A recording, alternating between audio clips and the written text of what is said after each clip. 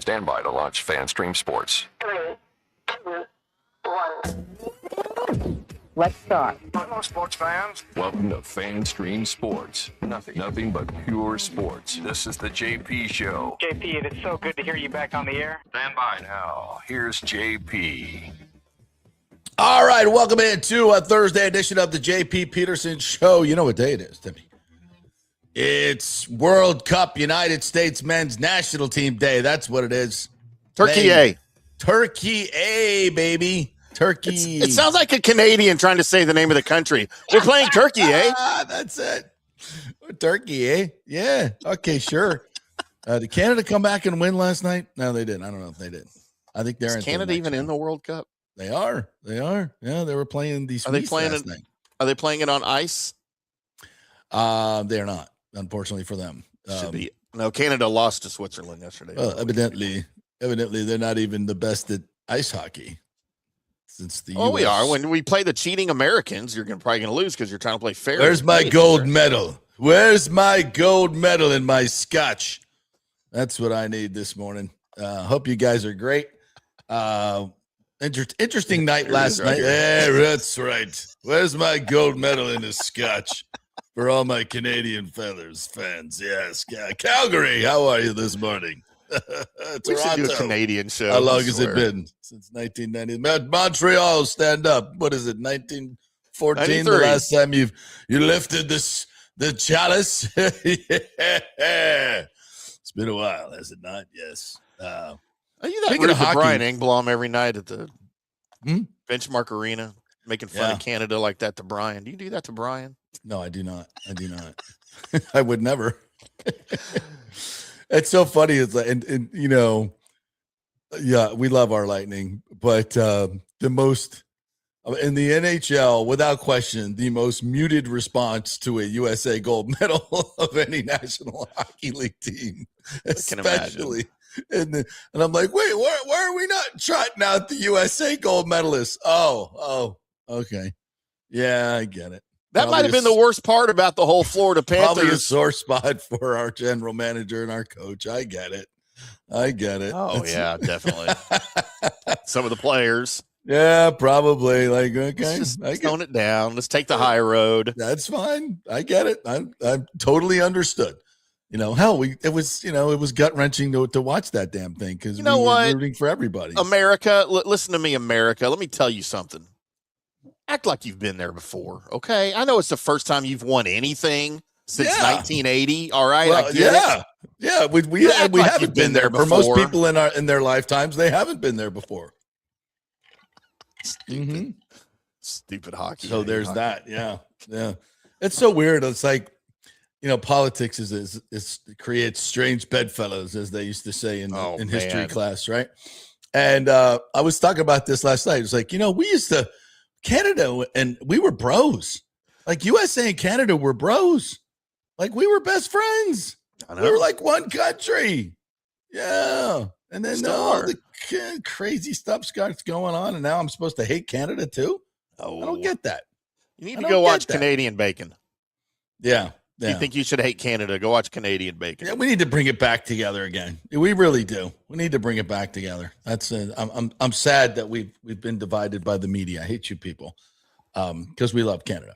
All right, let's. So the show today, we were hoping to get Jason Romano on, but at the last moment, he had to go attend to a client thing. You know, with the baseball draft coming up, he has to go do client stuff. Can you imagine that? No. Instead of doing our free show.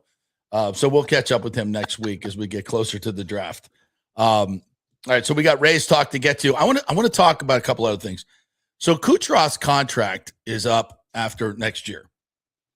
You know, we're talking about we talked with Brian Engblom the other day, a couple days ago. By the way, if you missed that, go check out that interview we did with Brian Engblom. Really good stuff on the Lightning off season. And we talked about adding a right-handed shot, somebody at the top of the power play, remaking the power play because it was god-awful in the playoffs again. It's got to be better, no question about it. After losing Stamkos, we just have not been able to kind of put that thing back together. And now you've lost Radish as well, who was the biggest weapon on your power play last year. So we definitely have to reimagine the entire power play. So what's that look like? Is it a right-handed shot? Defenseman, yeah, probably is. So that's where some money, and I think a significant chunk of money is going to go.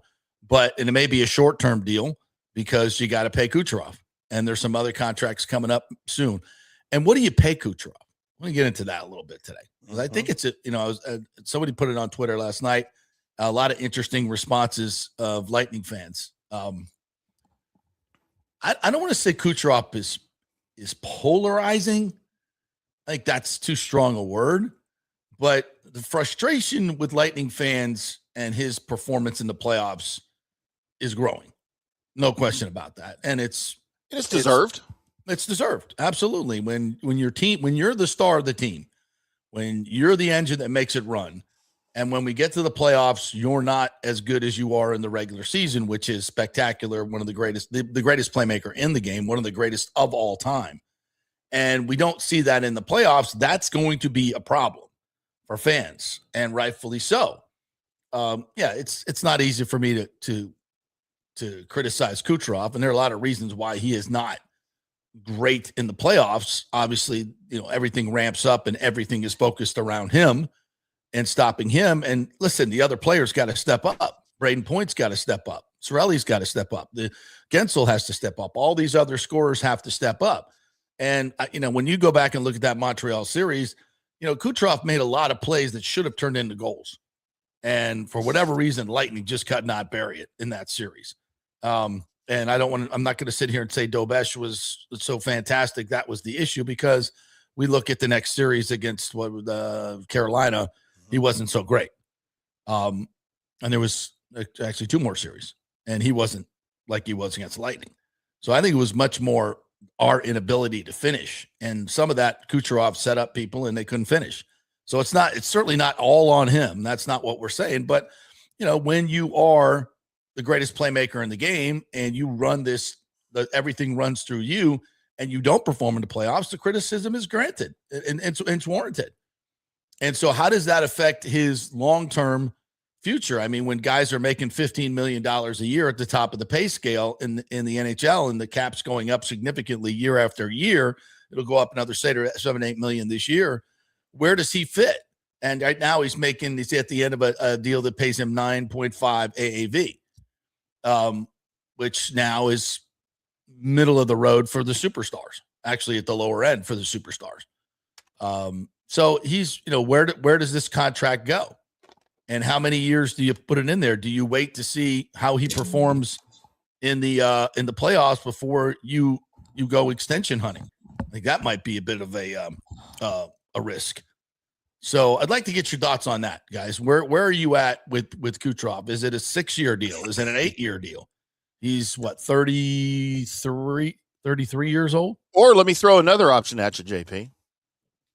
It's time to just cut ties. Shut up. Hey, that's a real question you got to ask, man. When you see a decline in production, and we're talking about age. It's not in the regular season.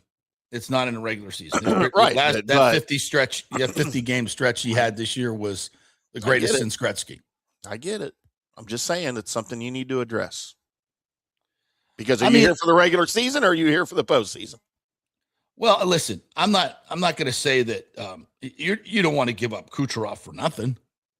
If you really think he's going to, that's really not what I necessarily mean. Yeah. And again, and it's very similar what's going on in Edmonton with McDavid. Although, he's taken them to the Stanley Cup final twice, and Kucherov has brought us 2 cups, and we can't forget that. But it's been a while, obviously. He'll be going into his 13th season. It's coming off his second Hart Trophy. 3 Ted Lindsays, 2-time Stanley Cup trophy, 3 Art Ross trophies, 2 Ted Lindsay, 7-time All-Star. His last contract was 8 years, $76 million. But it's been tough going in the first round of the last few years. And that's where the rift is.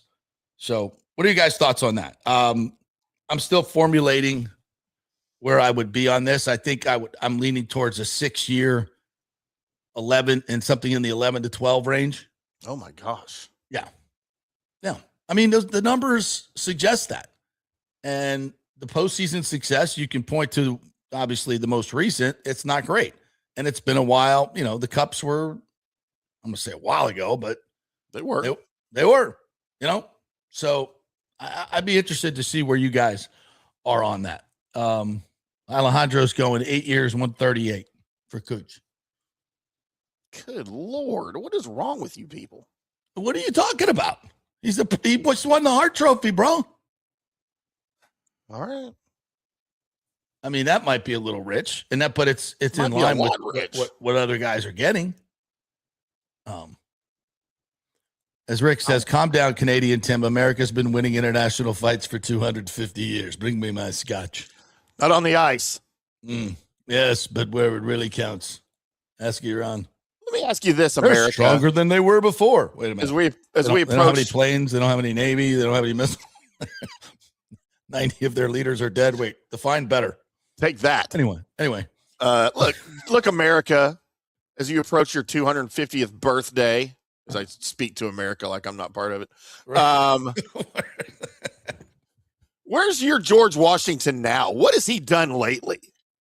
He's just sitting there watching. He hasn't done anything in a couple hundred years. Like, First of all, if George were alive, I would love to see him just go through Congress with a hatchet. And you know what? A metaphorical hatchet, please. A metaphorical hatchet. Oh, no, I mean literal. Get his sword out. He needs to get his sword out and run through Congress. run through them all. Literally run through them all. No, we don't. No, we're just kidding. Metaphorically, people. Metaphorically. But anyway, yeah. Well, listen, I'm not going to sit here and defend my country at this, our government anyway, at this particular point. But, look, Sir John Alexander MacDonald would have none of this. Okay. No, sure. That's true. Founding father of Canada. Okay. What would he think of what's going on there right now? He would not be a fan of what's happening up in Ottawa right now. I don't think he would. All right, let's get to some of the other stuff today. Yeah, we got a great story. This Terry and Arnold story that has been brewing around here since February. It is a crazy story. We'll get into that a little bit later on. But, of course, we're going to start with your Tampa Bay Rays. Hey, 5-3 winners last night, partner. 5-3 winners last night. That's a good thing. They tried their best to throw it away, but they didn't. And I don't know what the hell Chandler Simpson was doing in left field and Taylor Walls was doing on a simple ground ball. But you know, it's like that was the point where you were like, oh shit. With Taylor Walls makes an error, and now Chandler Simpson just dropped the fly ball. Like, what the F are we doing? But Griffin Jacks didn't lose his composure. Nope. Stayed in it, and he's pitched really well as a starter, really freaking well. I'm so impressed with the way that's worked out, and boy, have we needed it since Sugar Shane is kind of trending in the wrong direction. Nick Martinez is kind of coming back to earth. Of course, Big Red has been Big Red all year long. He's been fantastic, but we're going to need a little bit more than that. And Yandy had 4 hits last night, 4 hits from the leadoff spot. Once again. And so I was kind of playing a little game last night, and if we went to the order of which Big O and I prefer, where we have Chandler Simpson in the leadoff spot. He got a walk and a hit last night and stole a base. So he was on 2 of 3 times, and he obviously would have got 4 or 5 at bats if he was in the leadoff spot. And then if you go Junior Caminero in the 2-hole, where he gets a lot more protection and has had his best success hitting 297 and 8 home runs. They moved him up to the 3-hole last night, which I like. But if you go Chandler, Caminero, and then Aranda, and then Yandy, who had 4 hits last night, all singles, but he would have come up with at least 6 guys on base because all 3 of those guys got on base 2 times. Now, that's traffic in front of a guy who then gets 4 hits. As it was last night, he got 4 hits and had 1 RBI. So this is at some point, I think they have to try this. We're watching a generational hitter here in Yandy Diaz. I mean, he's leading the league. He's been a batting champion. And at 34 years old, he's never been better. I mean, just at bat after at bat. And I hate to, compare him to a Hall of Famer, but I kind of act like I think I'm watching Tony Gwynn from the right side. Because, Tony would just every single time he would just barrel up every pitch wherever it was. It doesn't matter. You want to go away, he's going to serve it into right field. Most of his hits go to right field. You want to come in on him, he'll pull his hands in and take you deep. I mean, and if you put it out over the middle of the plate, he's just going to smack it right back up the middle every single time. The guy has zero holes in his swing, and his strike zone is so organized. He knows exactly what you're going to do, when you're going to do it, and when you do it, he pokes it the other way or takes that pitch wherever it needs to be taken. He rarely makes a mistake in terms of where he's trying to hit the ball, how he approaches each pitch that he swings at. And that's what if you're old enough to have watched Tony Gwynn, that's what you watched. You saw it with Ichiro as well, the greatest hitters of our time, just knowing exactly where to. Boggs was so great at that as well. They wait on the ball. They wait on the ball, as Wade would say, wait, wait back, wait on the ball, and boom, and just knock it off the green monster in his case.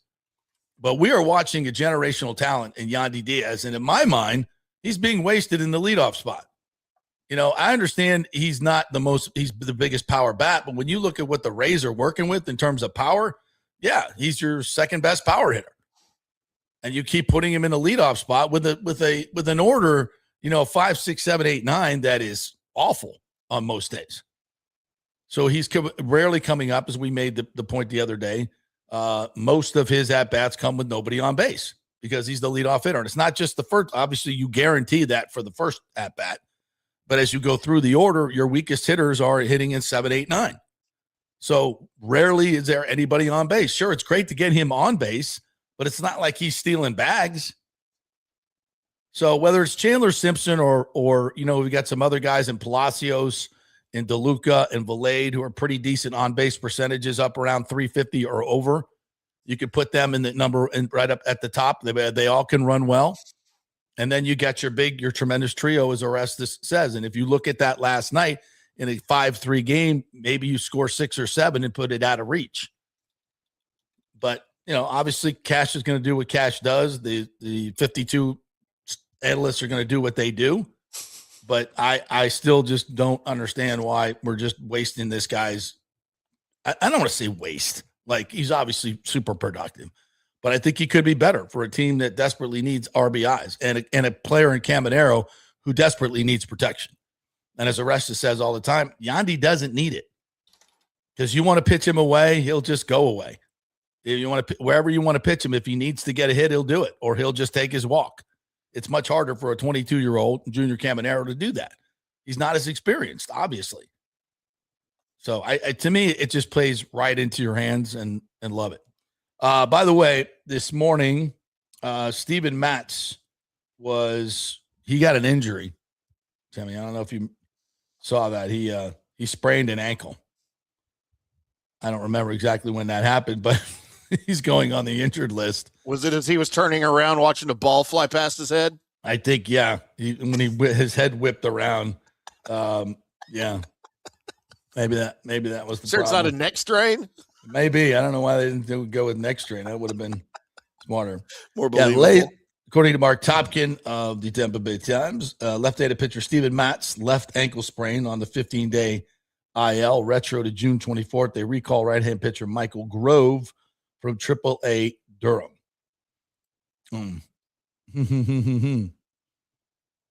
Interesting. But a good night for the Rays as they get a win. Now they can go try and even up the series, 4-game series with the Royals. Obviously, they lost the first 2, win this one. Just even this up, get even on the, what are they now? They're already even on the homestand. So, but they need to be better. Got to get this win and then hopefully sweep the Diamondbacks. And then you'll say this was a good home series. But at this point, we're teetering. We're teetering. But an offense that definitely needs a jolt. And, they're starting to hit better. Chandler's starting to hit better. Getting DeLuca back, obviously, is huge for this team. And I think, right now, if they can just solidify that, hopefully Groves comes up and is good in the bullpen, solidify that a little bit. But somehow we got to find some offense. That's why, I'm a little, shouldn't be confused, but a little confused why they haven't tinkered with it since it's been so bad, and go to some very obvious points of analytics, if you will, that we've pointed out with Caminero and Yandy Diaz. We shall see. If you could you got to get out of June, right? Like that's the goal.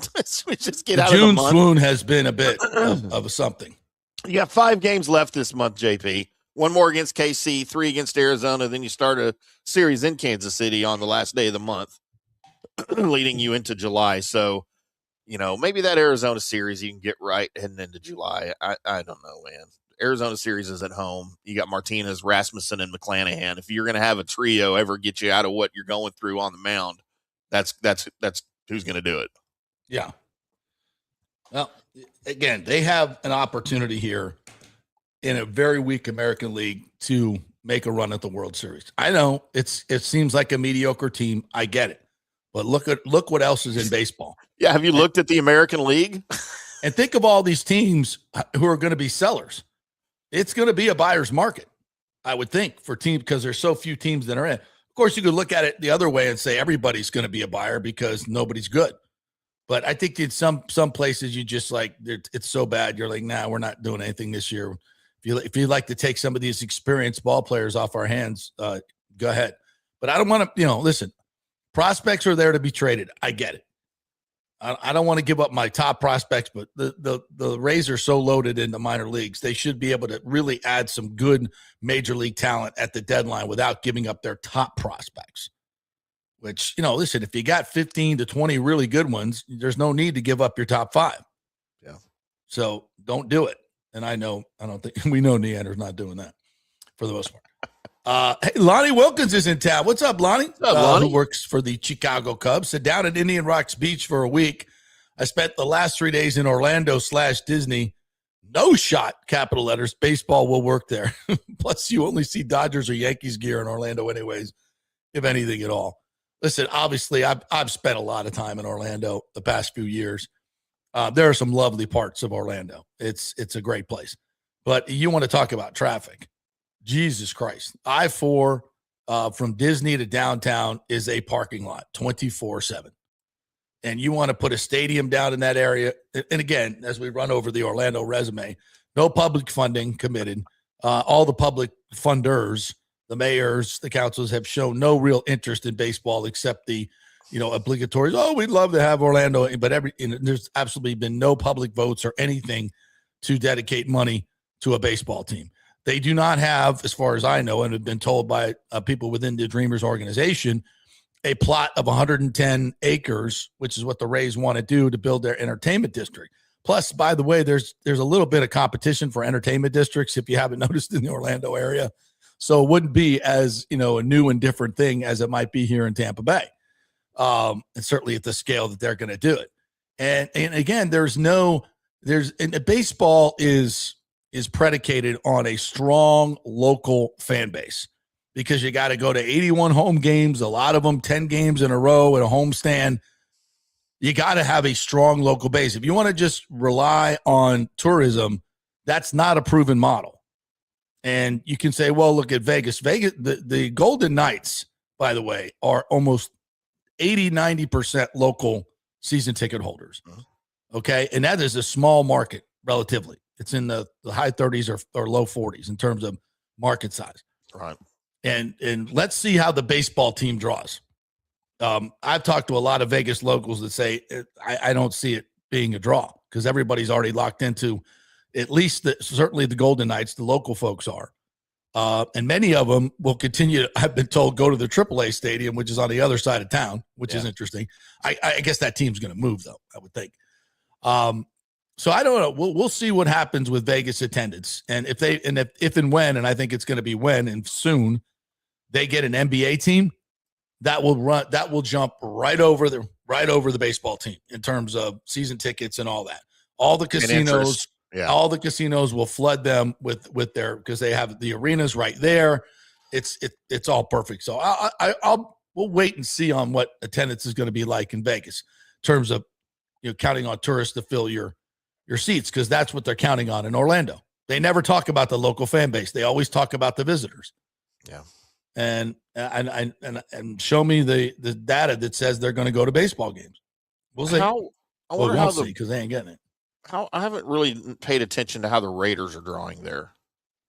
Part of their attendance too. Think about this: is the newness of the stadium, right? It's still a new thing. When it opened in 2020, but nobody could go then. And I think I read an article where it was almost 50 to 60% visiting team, which is fine because it's only 8 games. Yeah, you don't care. You're not talking about 81.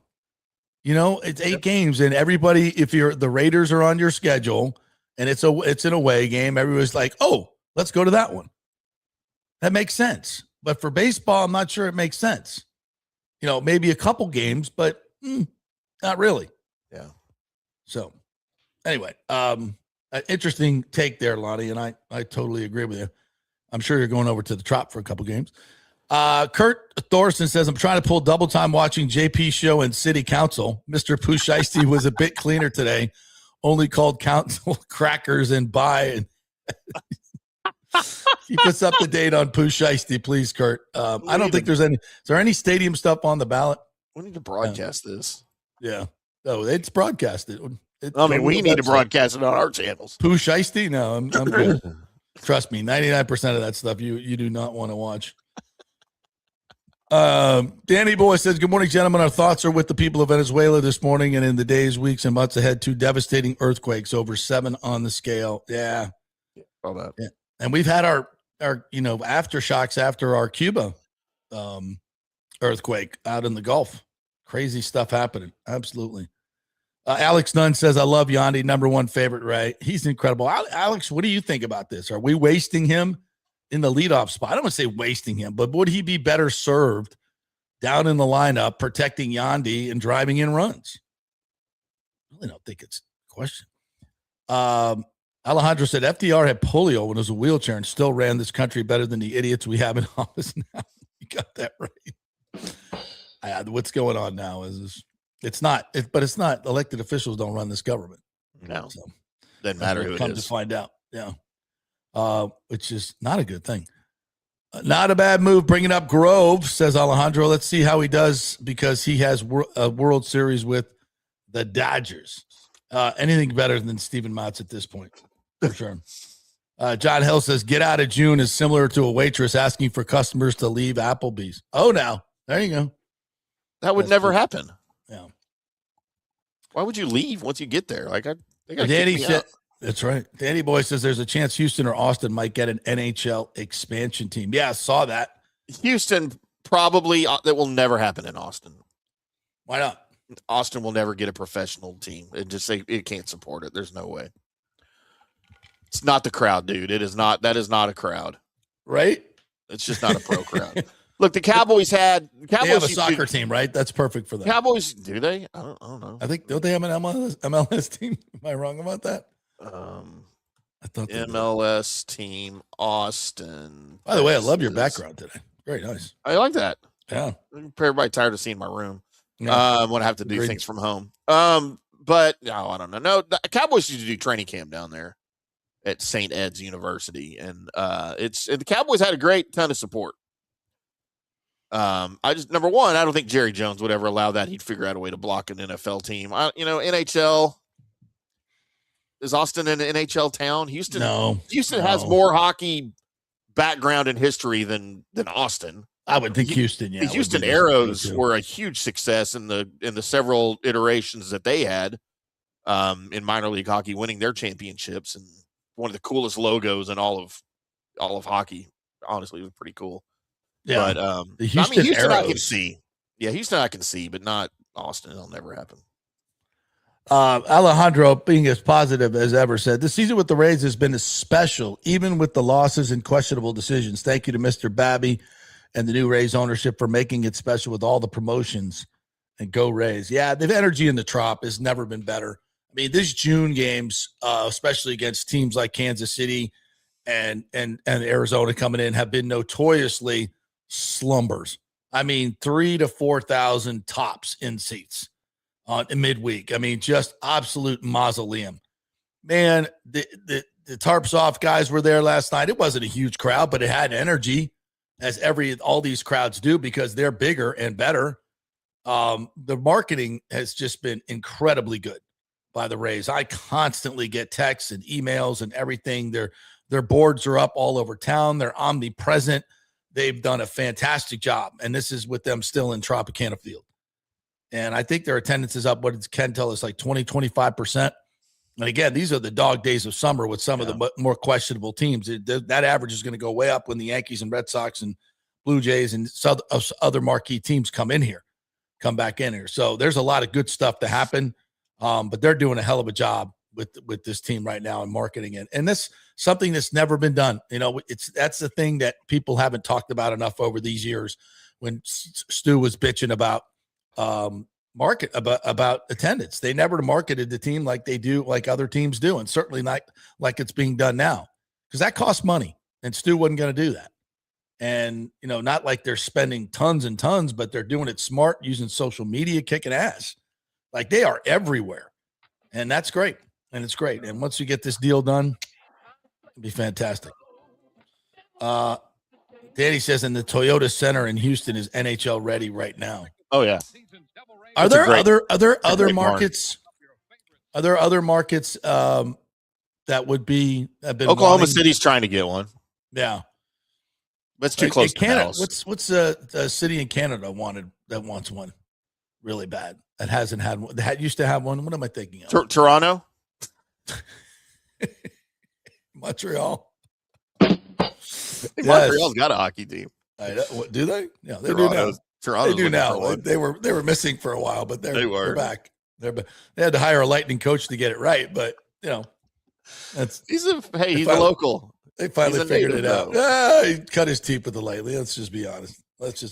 All right, he was born there, JP. Yeah, he was. I've been to his childhood home. Well, you don't have to tell me that, really? Bro. Come on. Wow. Yes. Look at that. We did our Emmy Award-winning story at Channel 8 on Marty St. Louis. I'll bring it up on YouTube. So it's fantastic. It's really, really awesome. Maybe we'll play it today. Maybe I'll send it. I'll send you the link today, and you can download it. Heck yeah. Yeah, it was really, really good. Shot by the great Bob Hansen and I. We went up there. We were up there for the 2004 series when we were on the way to winning the Cup, and he and Marty grew up obviously in Montreal. But there's another, God, who's the guy's name? Eric something that was on the team that they grew up. They were best friends.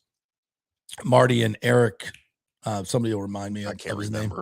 Yeah, just a role player. But they grew up together and, dreamed of playing for the Canadians. And here they were playing for the Lightning against the Canadians in the Bell Center in the Stanley Cup playoffs. Pretty cool story.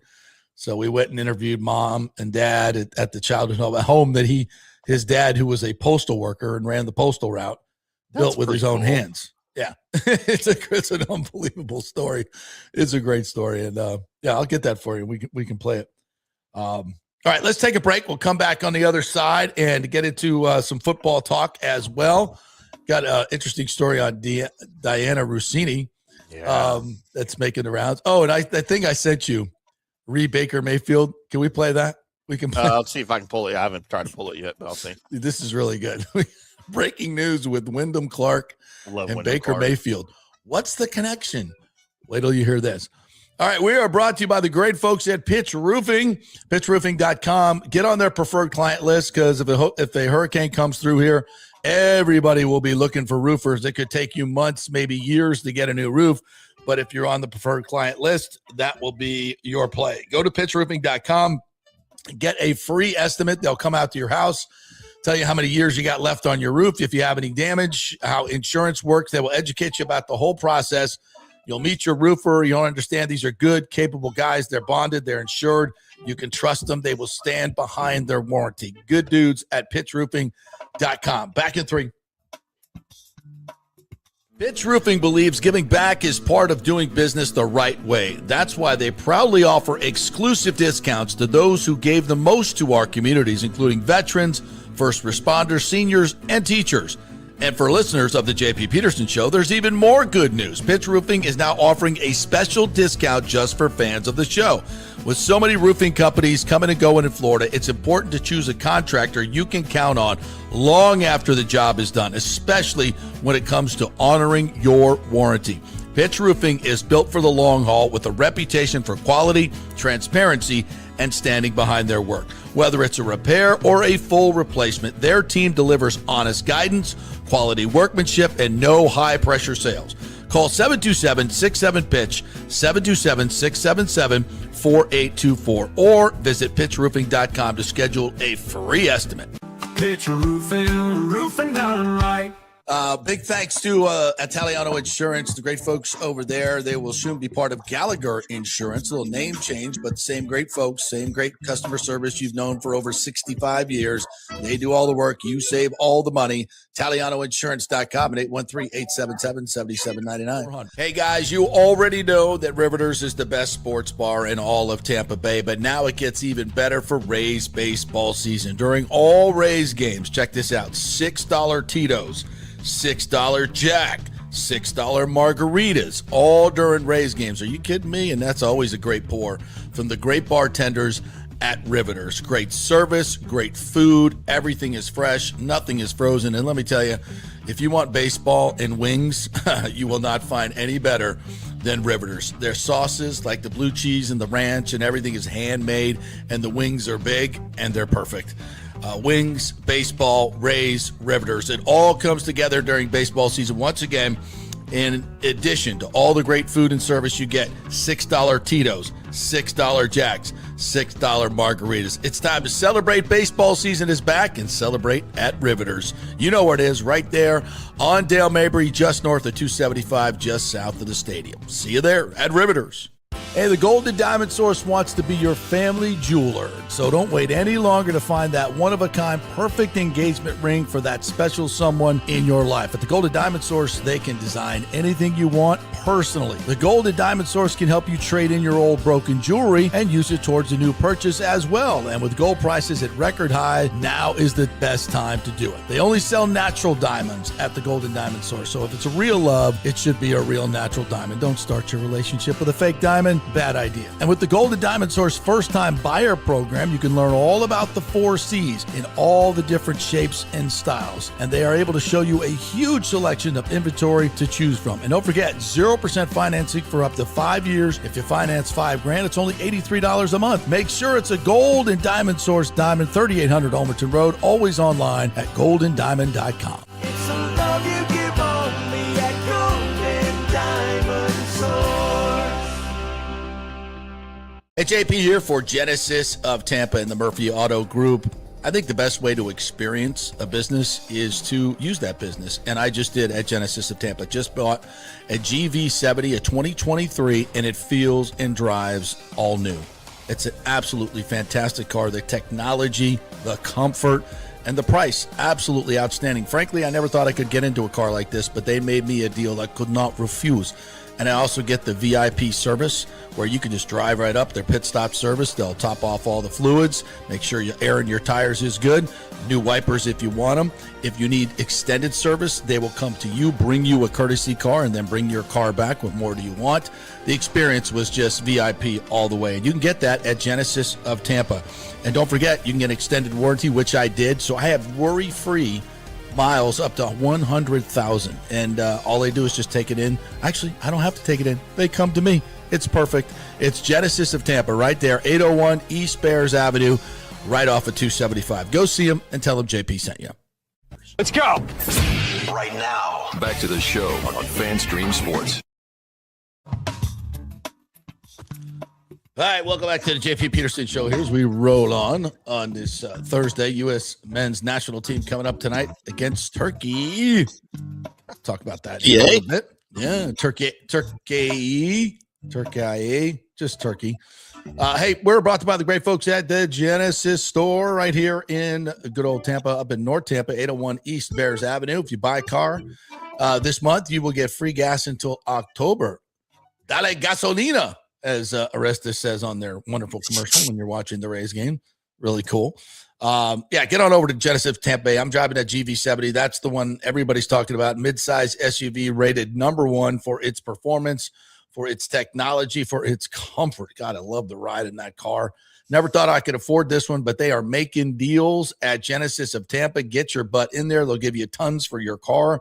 They want to get you as a customer and a long-time customer, because once they get you, you're not going to leave.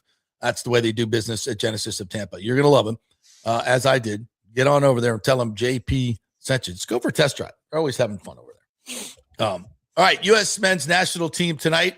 Looks like Christian Pulisic will draw in, as they like to say in the soccer world. Does that mean he'll play? That means he's going to play. Yes. Why don't they just say they'll play?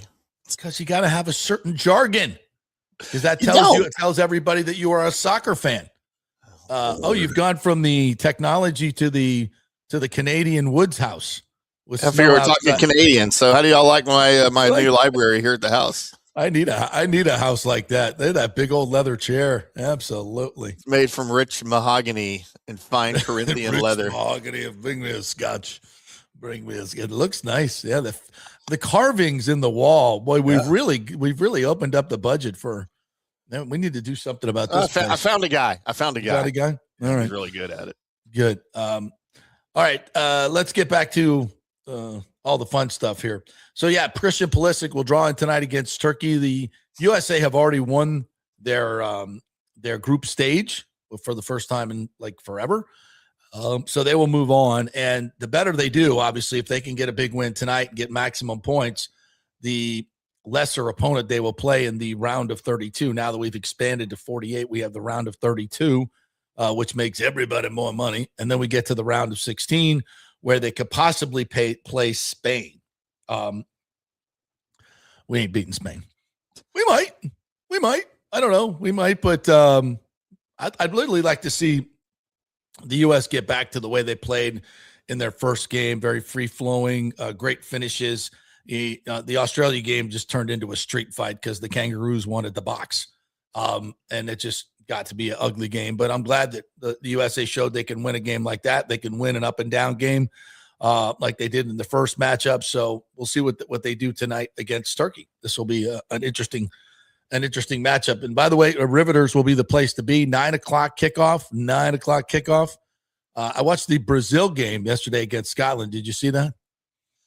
Of course you did not. The Scots,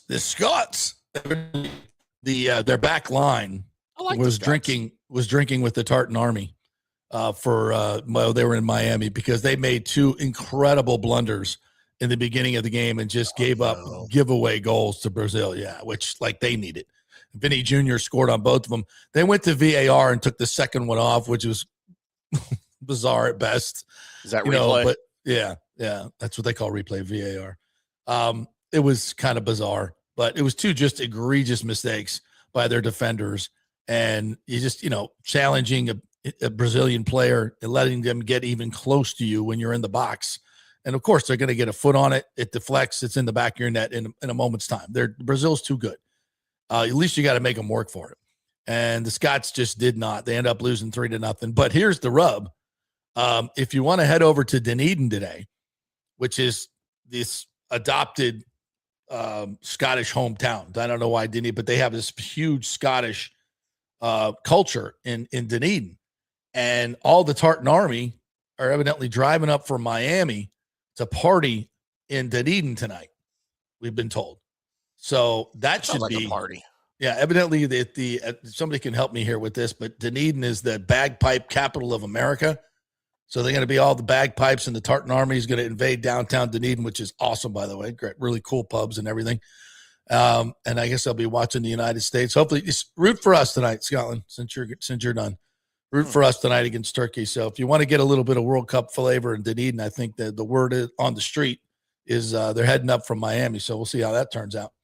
It's instead of a teen takeover, it's a tartan takeover. But they're welcome because they bring lots of money and they have a lot of fun. So that's cool. We'll invite them in. So look, there's one thing I will admit soccer got right. It's watching parties.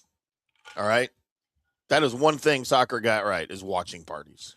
Well, and we're also being exposed to all these great celebrations, the songs, the Norwegian teams, the Norwegian team and the Scottish team, the Swedes, the Netherlands, all they have these great cheers. Yeah. And the Vikings are doing their road cheer, which is really cool. I just love all of it. And they're all coming to American, and we're embracing their culture, and they're enjoying our culture, and humans having fun with humans. And who could possibly have a problem with this? Well, I think we know who would. But yeah, it's been really fun. I really thought the World Cup was going to be a dud here because the lead up was just kind of but it's exploded into something cool. And if there's a way for the U.S. to make a serious run, if they were to get to the semifinals or something, holy shit. I would just love to see what that looks like.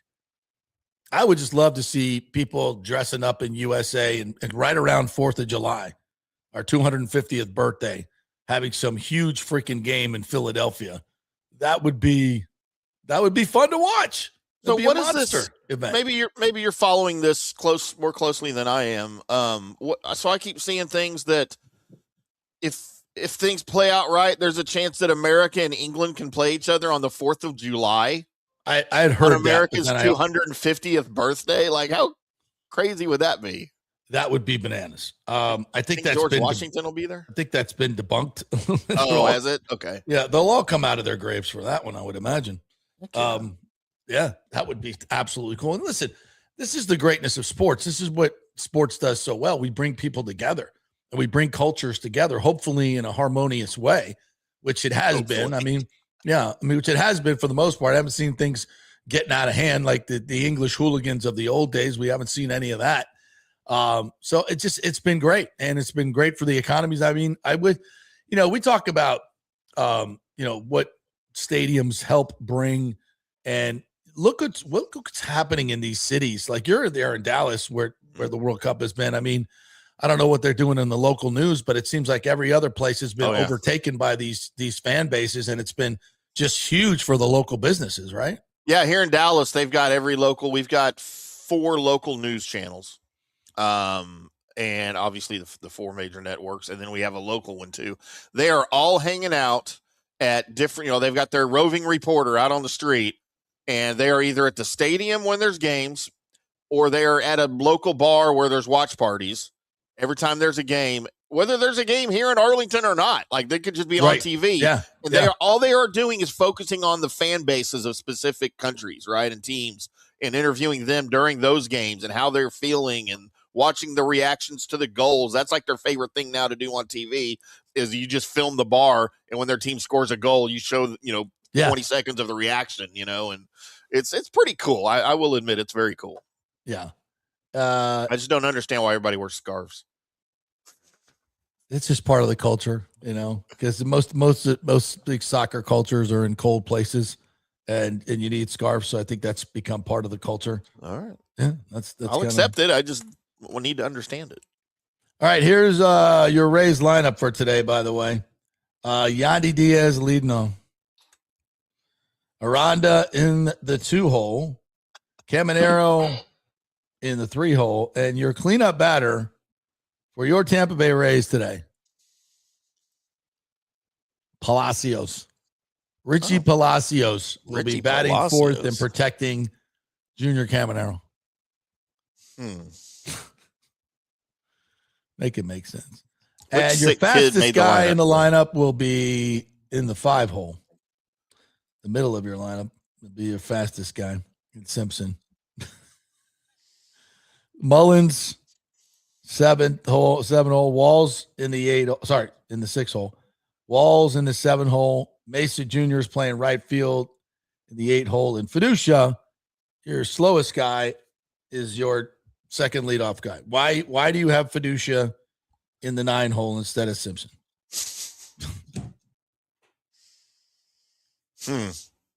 Even the sick kids are getting it wrong now. Make it make sense.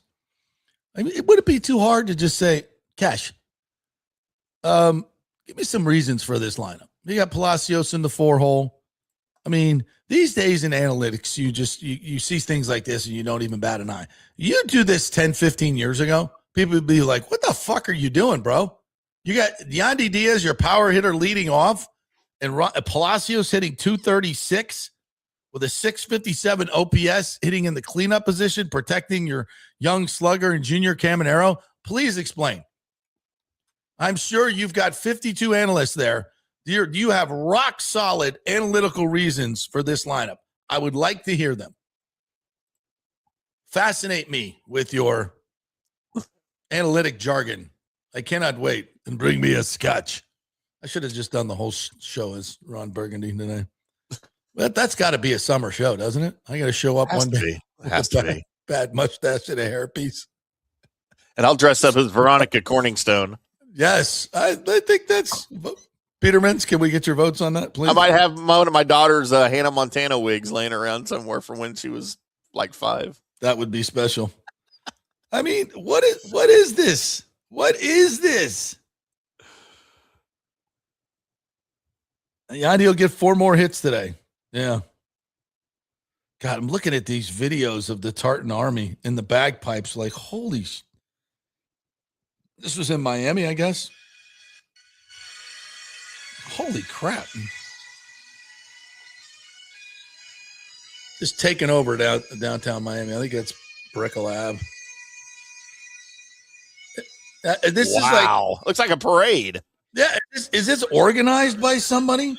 I mean, like, are they just like, hey, let's go get up and get a bagpipe stand to where the basketball team plays there, and we'll just all line up and drink like fish and play the bagpipes. Hey, yeah, I guess so.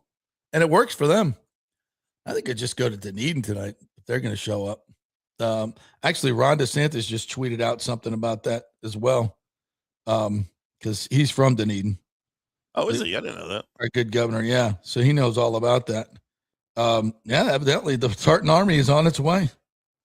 So we'll get a little World Cup economic impact. Yeah, interesting.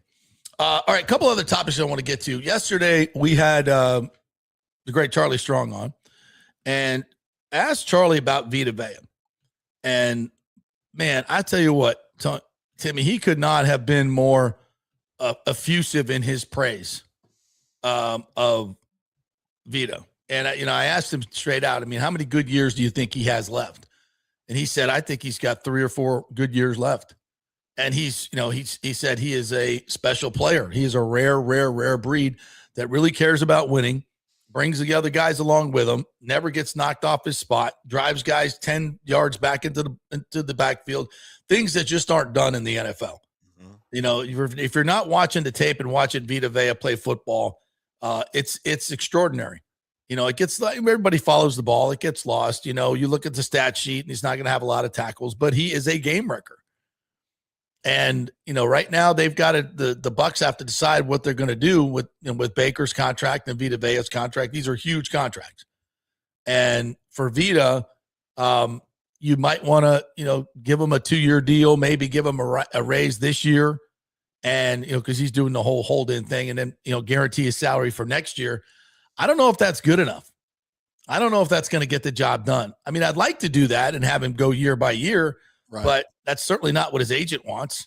And if he were out on the open market, he would probably fetch upwards of $23 to $24 million a year over a 3-year deal. I think that's fair. Everybody is looking for players. They are rare.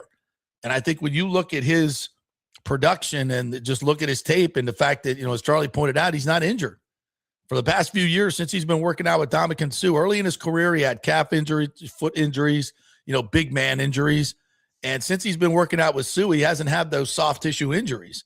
So he really, he's done a great job in terms of preserving his body as big as it is, because typically guys that big at his age start to decline. But we haven't seen that he's played more snaps than he's ever played. And the fact that and when you understand that every contract, every free agent contract, every contract extension you sign, whether they're 22 or 32, there's always a risk. I know some 22-year-olds that I would much rather pay Vita Vea, knowing that he's experienced, he takes care of his body, knows how to play the game. Then you know what you're getting with him. You know what you're getting. Yeah. And so, if I'm the Bucs, I take care of Vita Vea and Baker Mayfield before this season starts. And it not only does it give you some certainty as to where your culture is and where you're going, it signals to the other players that if you do things the right way, that the Bucs are going to take care of you. And that's been their history.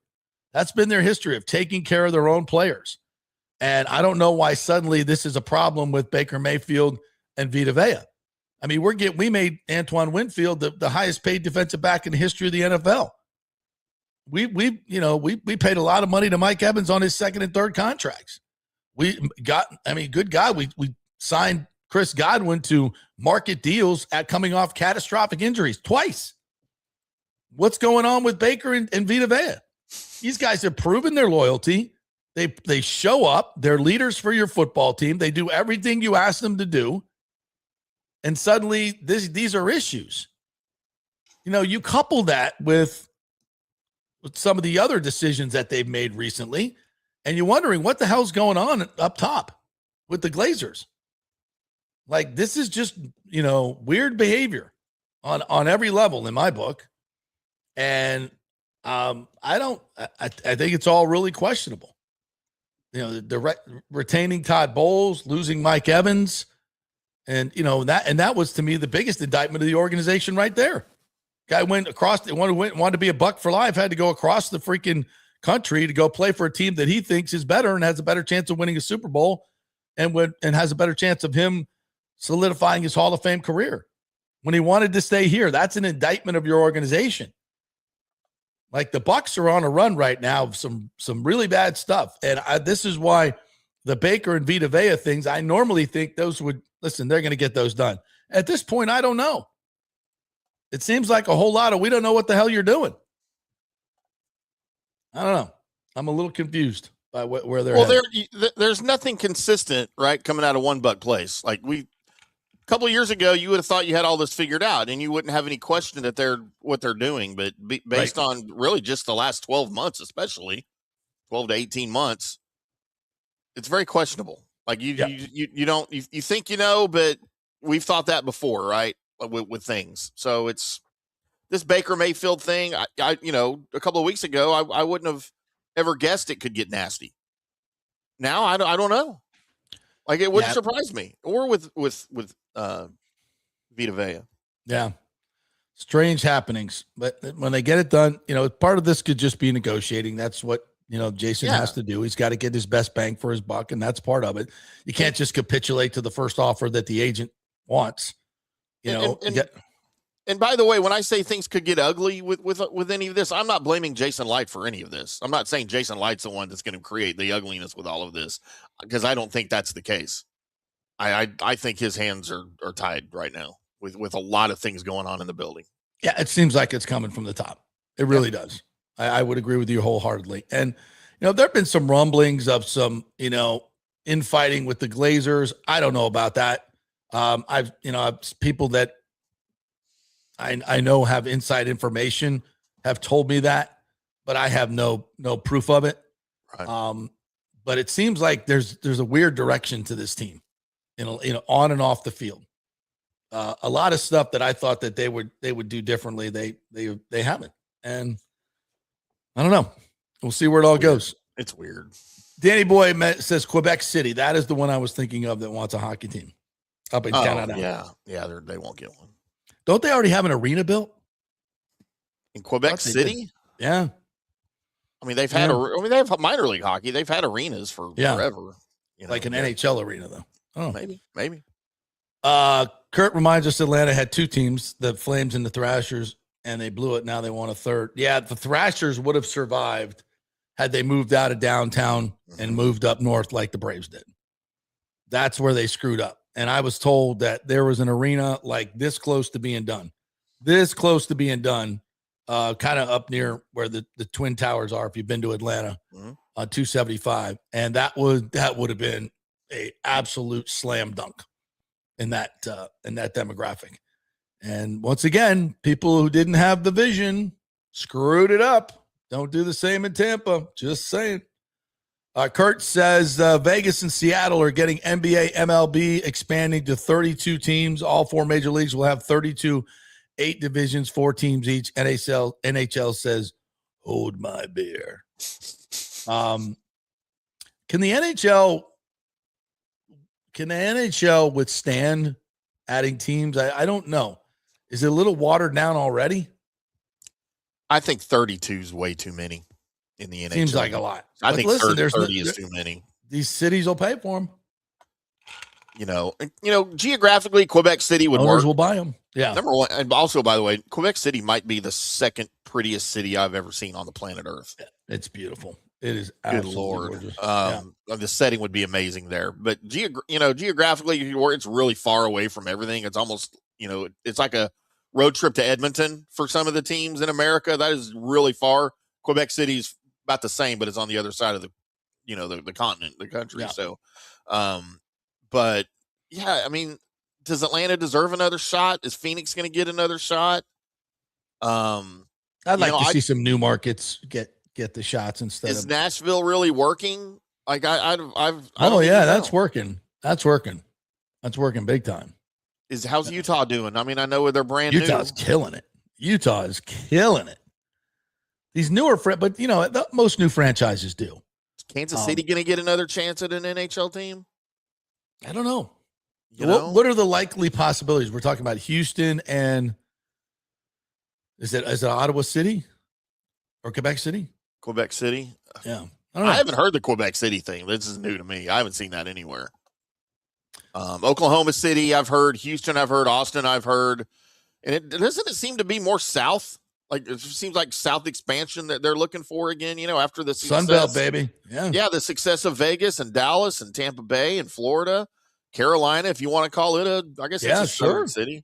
Yeah. But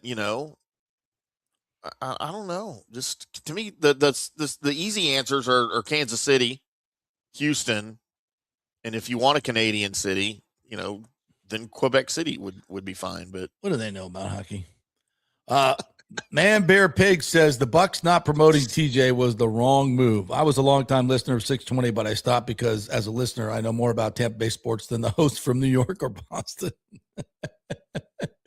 That is probably true. Yeah, we talked a lot about that yesterday, and I'm really kind of disappointed. That's one of the other strange decisions that the Bucks organization top brass have made. As I said yesterday, I think it's an insult to the fan base.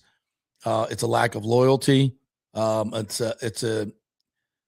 think ignoring of your history when you don't hire a guy who's got 35 years of covering your team and go hire an outside guy because he sounds good on play-by-play. It's not as important to me as the historical perspective. That's just my opinion. I think they whiffed on that one too. Rick says Alejandro has been too positive lately. I guess he's waiting for Edgy Yandro to emerge during the Bucs season. Yeah, we want Edgy again, Alejandro. Get back to winning. Rick says Bruce Arians came out and said he's surprised Mike left. No company line, something personal, he said. Interesting. Interesting. I mean, we kind of figured that, but we haven't really heard it from a source, right? Yeah, I just think he probably just wanted to step back. And I definitely think he wants to coach again. And that all lines up with coming to Tampa Bay. And if that's what the Glazers are always very kind of sneaky like that. Yeah. Because retaining Bowles made no sense unless you're getting Tomlin coming off a year of recuperation and TV work. I like that. I like that move. Of course, they can't talk about that if that's their move. They certainly can't talk about that. But yeah. And maybe that's the reason Baker is not signed yet, is they want the new coach to either sign off on Baker or maybe he wants to go in a different direction. I'm not putting that on. Dunedin was conquered by the Scots and William Wallace, says Ring. I thought I saw him at a pub in downtown Dunedin. That looked a lot like William Wallace. You have the face paint on? Yeah. Had some stuff coming out of his stomach. I don't know what that was all about, but that was him. Like an alien chest I was 12 Guinness in, but I definitely saw William Wallace. 100%. Nobody can drink 12 Guinness. That you'd explode. Your body would explode. That's a fallacy, by the way. That is a fallacy. What? Yeah. That Guinness is filling. It fills me. I can't finish half a Guinness. It fills me up. It's from a biological standpoint that is untrue. It's lighter than many other beers. I mean, I like it. I just can't ever finish one. No, interesting. John Hill says Kraft is making TSA compliant packets of ranch dressing for our traveling guests. So 3.2 ounces. Is that what it ranch is? Dressing you can come because 3.4 is where you get in trouble. Well, 3.2 ounces isn't even enough for a salad. I need like a pint of ranch dressing. Yeah, for that's a the salad. problem. Yeah. But you could take a lot of them. I don't know how that works. I get. Yeah, you can have multiple packs. John says Nadine has a huge St. Patrick's Day celebration, but that's Irish. That's not Scottish. Good day, Come on mate. now. Get your Isn't it culture's all the right. same? It's all the same. Rick says there's no guns in England. The hooligans don't want to F around and find out. We already saw what happened. Not the hooligans you got to worry about in England now. That's for sure. Yeah. That's crazy. Right Brain says, I do enjoy the other countries coming together in unison for the World Cup. And he also says, I love Kevin Cash, but this lineup is diabolical. I just like, what are we doing? Palacios in the 4-hole and Yandy on top. Ooh. Rick says Tim's daughter's wigs. Right. They belong. Well, I've got some pictures I'm about to share with everybody to let them pick which wig I wear as Veronica Corningstone. Uh-oh. I mean, Rick just set the stage. Oh, you want me to do it now? Rick's just set the stage for us here. So these are all 10 plus years old. One of them is 20 plus years old. Here is wig number 1 for Veronica Corningstone. That works. That's a good look. I think that's my favorite look. That's a good look for you. And then we have I use 80s that on Tim. your face pic. Oh, what? Okay. Oh. And then we have the one going back to when my daughter, who's now 24, was about 3. And this was her Hannah Montana wig. And she put it on me, and I had to pose. Wow, I can't even recognize you without a beard. Pre-beard Tim with the look Hannah at that. Montana wig. How you like that? Oh. John says Caitlin Clark got beat up on the court last night. WNBA refs sucked. Yeah, what they're doing to her is just ridiculous. Go play in Europe. Caitlin, is that even for the good of the game? Like, it's not for the good of the game even. Like, you think you would want to promote your brand. That's not how you do it, by doing that to the most popular player in your league. Yeah. Ridiculous. I don't understand the hate, man. I don't. Oh, I understand. We all understand it. We know exactly what it's about.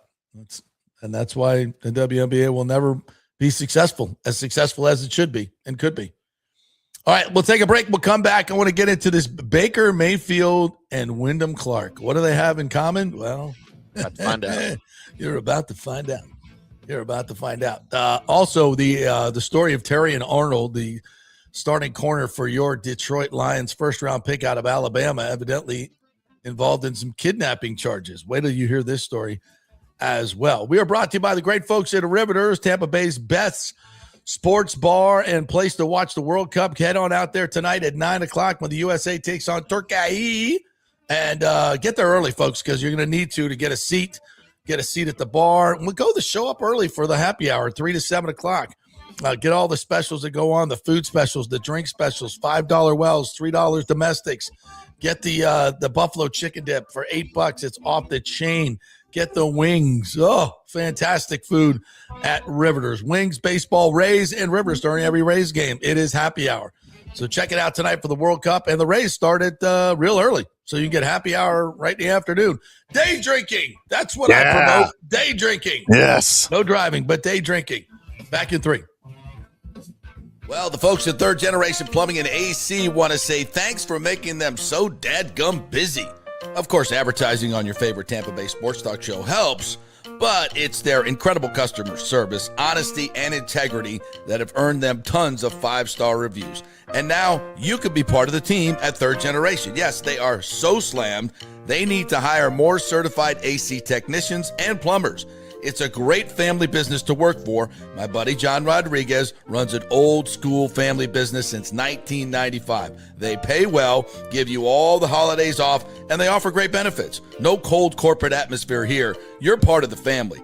If this sounds cool to you, call them and apply at 813-961-8024, or you can email your resume in at thirdgenerationplumbing.com. Just go to the website, you'll see the button, email them, or call them at 813-961-8024. And don't forget about the $169 yearly maintenance special. It's a no-brainer, guys. thirdgenerationplumbing.com, and they also do AC. Ciao, Paolo Tini here, owner of Caffè Paradiso, voted number 3 People's Choice Award on Open Table. I want to thank all our loyal family of customers that have been enjoying our great traditional Italian dishes we make from scratch every day. It's a great family story we're proud of. Our family moved from Rimini, Italy in 1984. My dad, Caesar, started Donatello, and that's where I got the start in the restaurant business. I started Caffè Paradiso on South McDill in 1995, and we've been there ever since. From our traditional ossobuco, a veal slow roast for 4 hours, to our daily fresh catch, the Gruppo Paradiso, with a piccata sauce and lobster claw meat, homemade pasta like lasagna, farfalle salchicha, which is a bow tie pasta homemade with fresh sausage. Hold on a minute, JP's favorite. I love it. So come and have a glass of wine with me on South McDill. Get a reservation on Open Table and see all our 5-star reviews. Ciao, see you soon at Paradiso. Sports fans, it's time to gear up. Head to fanstreamsports.com and check out our brand new merchandise store. We're talking bold t-shirts, 3/4 zips, hoodies, hats, mugs, and more. Everything you need to rep your favorite shows and your favorite crew. Whether you're rolling with the JP Peterson Show in Tampa Bay, From the Rough in Dallas, the Tim May Show featuring Clay Hall, or the Jeff Thidoff Show in Ohio, or any of our FanStream Sports original programming, we've got the perfect look for game day and every day. So don't wait. fanstreamsports.com. Click merch and grab your gear now. Wear the stream, live the stream, fanstreamsports.com. Welcome to Kingmakers, home of the JP Peterson Show studio and Tampa's premier business networking and social club for members only. By day, it's an exclusive, vibrant co-working space with a stylish conference room, focus rooms, a full production studio, and an in-house marketing team. And by night, Kingmakers transforms into a sports-centric social hub with a full sports bar, golf simulator, and exclusive events. For young entrepreneurs and seasoned professionals, it's the perfect place to work hard, play hard, and make big moves in Midtown Tampa. Close the deal, celebrate the win. Only at Kingmakers. Become a member today at kingmakerstampa.com. Your business, your club. Hey, JP here for my concierge medical professional, Chris Lugo, PA. You've heard him on the show for a couple of years where he shares invaluable medical, nutritional, and supplement advice. With Chris, it's like having a medical provider as your best friend.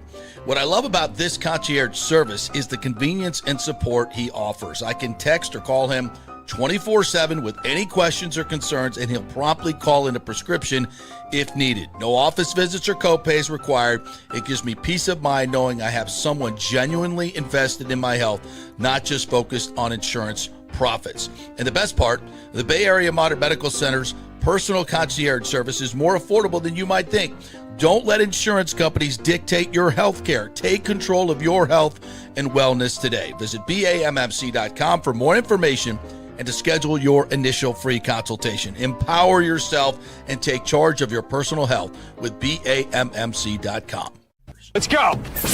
Right now, back to the show on FanStream Sports. All right, welcome back to the JP Peterson Show, brought to you by the Gold and Diamond Source. If you are looking to pop the question, first of all, make sure it's a real diamond. Do not start your relationship with a fake diamond. A really, really bad idea. Once he finds out about that, you are toast. So don't even think about that, and go to the place with the best prices, the best selection. You can create anything you want there. They have designers on staff. It's the best place to buy your engagement ring. So head on over there. 0% financing over 5 years. So just $80 gets you a really, really, really nice diamond. It's the Golden Diamond Source, the best spot on the planet to get that engagement ring, like so many have done before. My man Nick Geddes, myself, so many more. We got to get Timmy in there because that'll be bulk.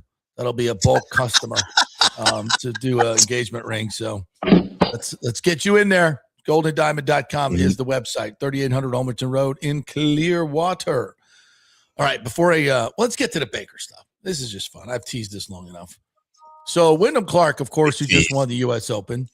And we're learning more and more about Wyndham Clark. The more I learn about him, the more I like him, to be quite honest.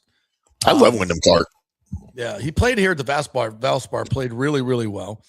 And we followed him for like 9 holes. Now, listen, it had nothing to do with the fact that his wife / girlfriend was having wardrobe malfunctions.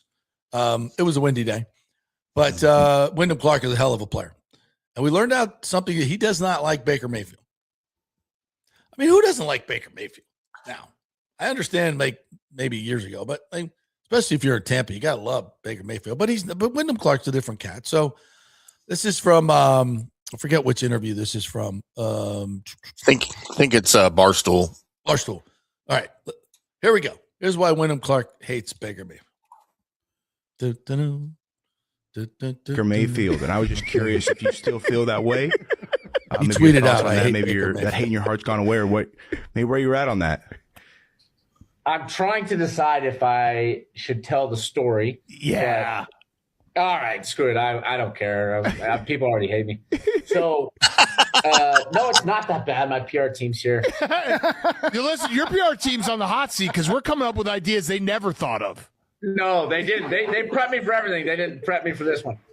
My girlfriend at the time cheated on me with Baker Mayfield. Oh, that's a fair tweet. Yeah. Okay, yeah. But here's what I will say. That's one's done. As I have come to I'm actually a Baker fan now. I think he's a homie.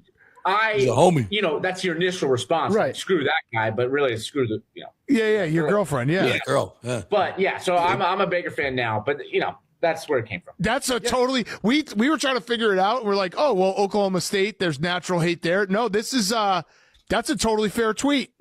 This is personal. Yeah. I hope actually this is a bro moment for us to be like, oh bro, I didn't know, my bad. She never told me. And I'm like, oh, it's all good. We're homies. Let's play golf. That's where I hope this comes from. That is amazing. I think that's where that'll go.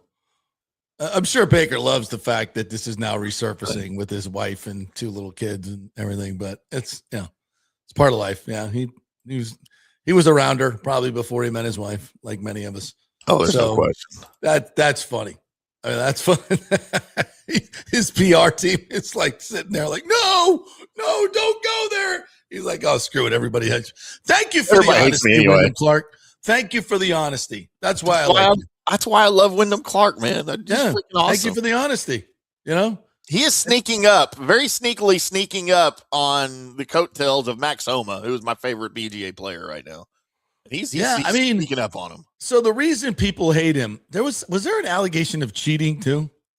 I think I saw that somewhere. At the U.S. Open, yeah, but it's ridiculous. Probably some stupid thing. What did they say? So I forget which hole it was, 16, 17 on Sunday. He was in the tall rough, right? And he's behind his ball, addressing behind his ball, taking his practice swings. And then you see him step up about 1.5 feet and take practice swing on the other side of the ball, which is odd, right? You normally don't move for your practice swings. Everyone is contending that he mashed down the grass behind the ball to mash the grass down. Yeah. You know what? It is the U.S. Open. There are USGA officials everywhere. If that is indeed what would have happened, and cameras, by the way, somebody would have seen it and he would have been penalized on the spot. Like that's nitpicky. That's nitpicky at best. Yeah, I get the suspicion, right? But it wasn't a thing, so it didn't happen. Then there was the time he threw his club. I forget when this was, last year before, and almost hit a volunteer worker when he threw his club. Yeah, that's no good. That's happened. That's not. And then of course there's the Oakmont debacle left at the U.S. Open last year when he destroyed part of the historic locker room. Which, you know what? That's not good. I said this on From the Rough, right, on my Monday recap of the U.S. Open when he won. I don't agree with what he did, but dude, I get it. I understand. He got robbed at Oakmont at the US Open. A lot of people did. And you know what? That I cussed that course that whole week. It was too hard. You don't do that to these guys. And I'm a guy who likes when the course wins.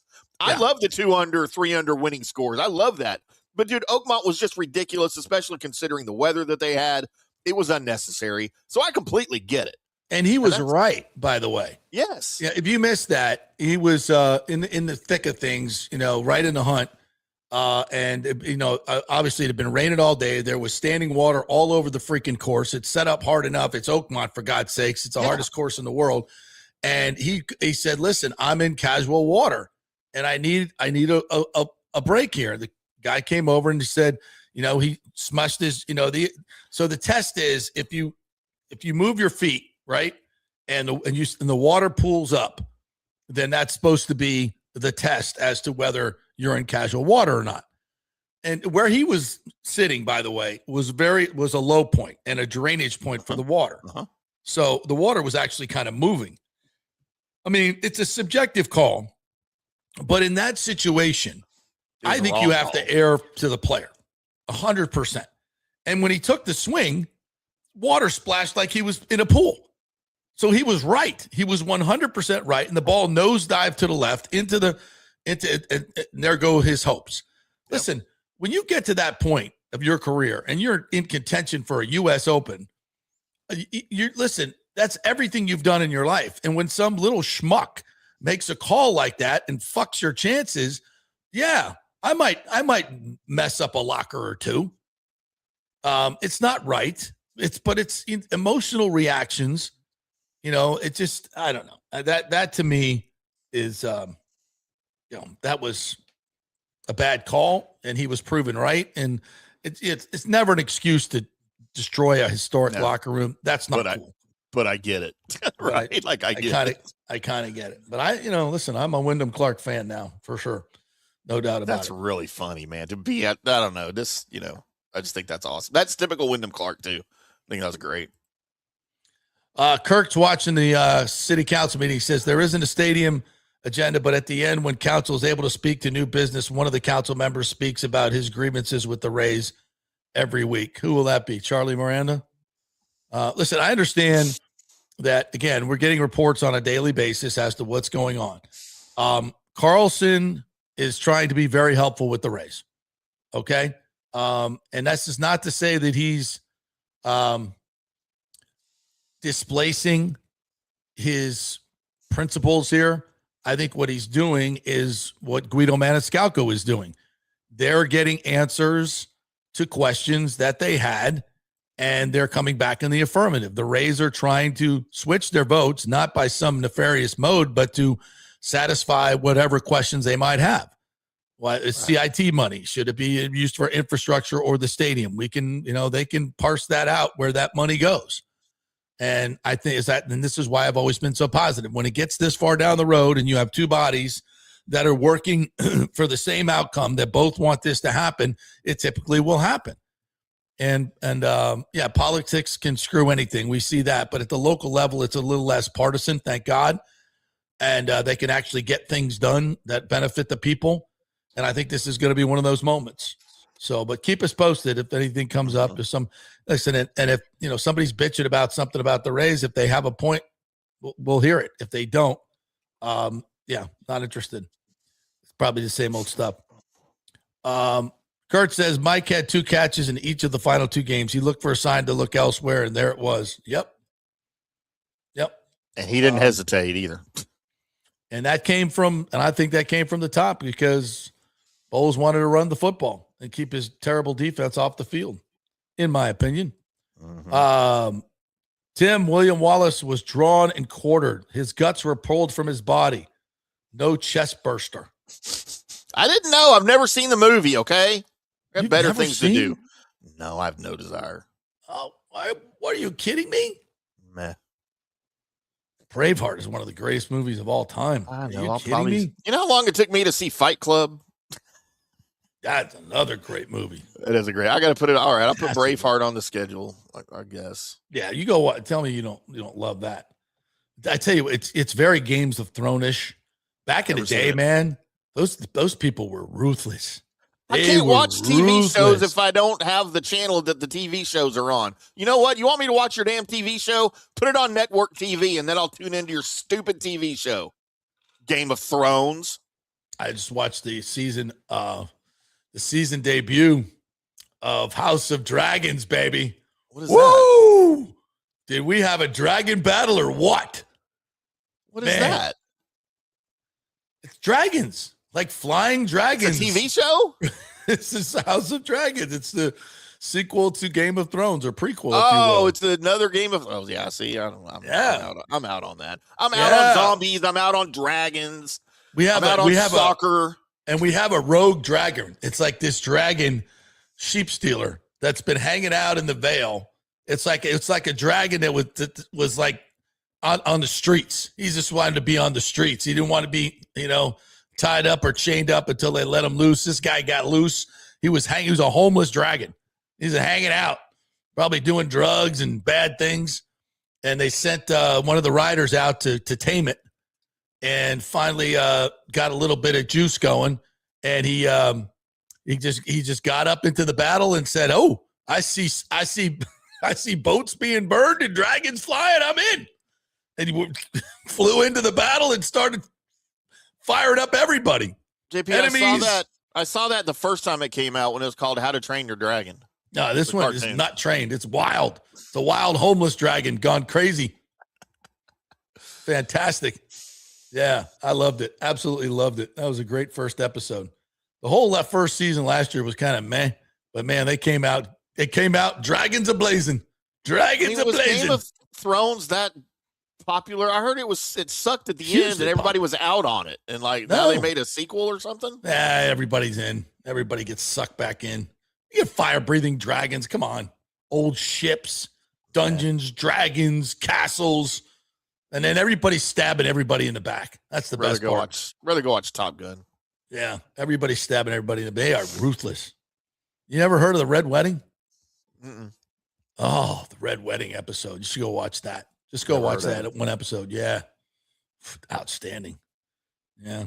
Never trust the Scottish clan. They will cut your throat. Act like your friend and then cut your throat. Can't trust them. Seedy. Kurt Thorson says the world is loving my Norwegians and their road chants. They gave Settyfield the best show it's seen in years. No Vikings. They are the Vikings, aren't they? They're the Vikings. Love that. Which one did you wear spooning the homeless guy? David Terry wants to know. I was the little spoon, David Terry, when that was occurring. I was the little spoon. Yeah. All right. So here is the story of Terry and Arnold. You want to hear this crazy shit? You want to break first, or you want to do this now? All right, let's break. We'll come back and we'll do Terry and Arnold. This is an unbelievable story happening right here in Tampa Bay. Wow, kidnapping, armed robbery, crazy shit. Hey, we're brought to you by the great folks at Italiano Insurance, soon to be Gallagher Insurance.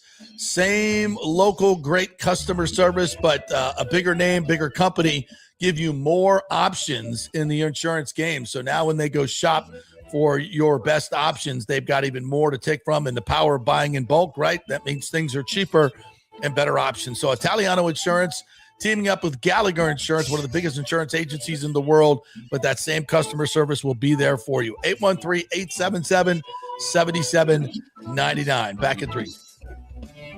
JP here for Genesis of Tampa and the Murphy Auto Group. I think the best way to experience a business is to use that business. And I just did at Genesis of Tampa. Just bought a GV70, a 2023, and it feels and drives all new. It's an absolutely fantastic car. The technology, the comfort, and the price, absolutely outstanding. Frankly, I never thought I could get into a car like this, but they made me a deal I could not refuse. And I also get the VIP service where you can just drive right up, their pit stop service. They'll top off all the fluids, make sure your air in your tires is good, new wipers if you want them. If you need extended service, they will come to you, bring you a courtesy car, and then bring your car back. What more do you want? The experience was just VIP all the way. And you can get that at Genesis of Tampa. And don't forget, you can get extended warranty, which I did. So I have worry-free miles up to 100,000, and all they do is just take it in. Actually, I don't have to take it in. They come to me. It's perfect. It's Genesis of Tampa right there, 801 East Bears Avenue, right off of 275. Go see them and tell them JP sent you. Big thanks to Italiano Insurance, the great folks over there. They will soon be part of Gallagher Insurance. A little name change, but same great folks, same great customer service you've known for over 65 years. They do all the work. You save all the money. ItalianoInsurance.com at 813-877-7799. Hey, the Golden Diamond Source wants to be your family jeweler. So don't wait any longer to find that one-of-a-kind perfect engagement ring for that special someone in your life. At the Golden Diamond Source, they can design anything you want personally. The Golden Diamond Source can help you trade in your old broken jewelry and use it towards a new purchase as well. And with gold prices at record high, now is the best time to do it. They only sell natural diamonds at the Golden Diamond Source. So if it's a real love, it should be a real natural diamond. Don't start your relationship with a fake diamond. bad idea. And with the Golden Diamond Source first-time buyer program, you can learn all about the 4 C's in all the different shapes and styles. And they are able to show you a huge selection of inventory to choose from. And don't forget, 0% financing for up to 5 years. If you finance $5,000, it's only $83 a month. Make sure it's a Golden Diamond Source diamond, 3800 Almerton Road, always online at goldendiamond.com. It's a love you give only at Golden Diamond Source. Hey guys, you already know that Riveters is the best sports bar in all of Tampa Bay, but now it gets even better for Rays baseball season. During all Rays games, check this out, $6 Tito's, $6 Jack, $6 margaritas, all during Rays games. Are you kidding me? And that's always a great pour from the great bartenders at Riveters. Great service, great food, everything is fresh, nothing is frozen. And let me tell you, if you want baseball and wings, you will not find any better than Riveters. Their sauces, like the blue cheese and the ranch and everything, is handmade, and the wings are big and they're perfect. Wings, baseball, Rays, Riveters. It all comes together during baseball season. Once again, in addition to all the great food and service, you get $6 Tito's, $6 Jacks, $6 margaritas. It's time to celebrate. Baseball season is back, and celebrate at Riveters. You know where it is, right there on Dale Mabry, just north of 275, just south of the stadium. See you there at Riveters. Pitch Roofing believes giving back is part of doing business the right way. That's why they proudly offer exclusive discounts to those who gave the most to our communities, including veterans, first responders, seniors, and teachers.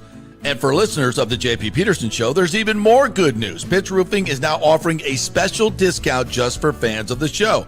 With so many roofing companies coming and going in Florida, it's important to choose a contractor you can count on long after the job is done, especially when it comes to honoring your warranty. Pitch Roofing is built for the long haul with a reputation for quality, transparency, and standing behind their work. Whether it's a repair or a full replacement, their team delivers honest guidance, quality workmanship, and no high-pressure sales. Call 727-67-PITCH, 727-677-4824, or visit pitchroofing.com to schedule a free estimate. Pitch roofing, roofing done right. Let's go. Right now, back to the show on FanStream Sports. Hey, welcome back to the JP Peterson Show, brought to you by thirdgenerationplumbing.com. It's hot this summer. You need a unit that's going to be working in its peak perfection, right? That's where you go to thirdgenerationplumbing.com. Give them a call. They'll come out and they'll give you twice service annually. 2 times they'll come out, drain your drain line, make sure everything's working great, so you don't get that call from the wife in the middle of summer like, the air conditioner's off and it's flooding upstairs. That's how all the wives sound when they call on the phone. I don't know why that is, but it's true. It's third generation plumbing. Don't let that happen to you, folks. Get the maintenance plan, $169 a year. And they are working with American Standard Heating and Cooling, the best units in the business for efficiency, which is what you need. And durability here in the Florida heat. So third generation plumbing and American Standard Heating and Cooling, your dynamic duo for your HVAC needs. Kurt Thorson is admonishing you, Tim, saying Game of Thrones has been on since 2011. House of Dragons is the prequel. Come on, boomer. That's what you get. I mean, I didn't go to OU. I don't know why you're calling me a boomer, but I've never had an interest in any of that. And even if I did, it was on HBO, right? I didn't have HBO, so how would I freaking watch it? $10 a month. Get it. At the end of last week's meeting, Kirk says the city council said there was an airing of grievances of Rays sending mailers, citing council members and what stadium district provides.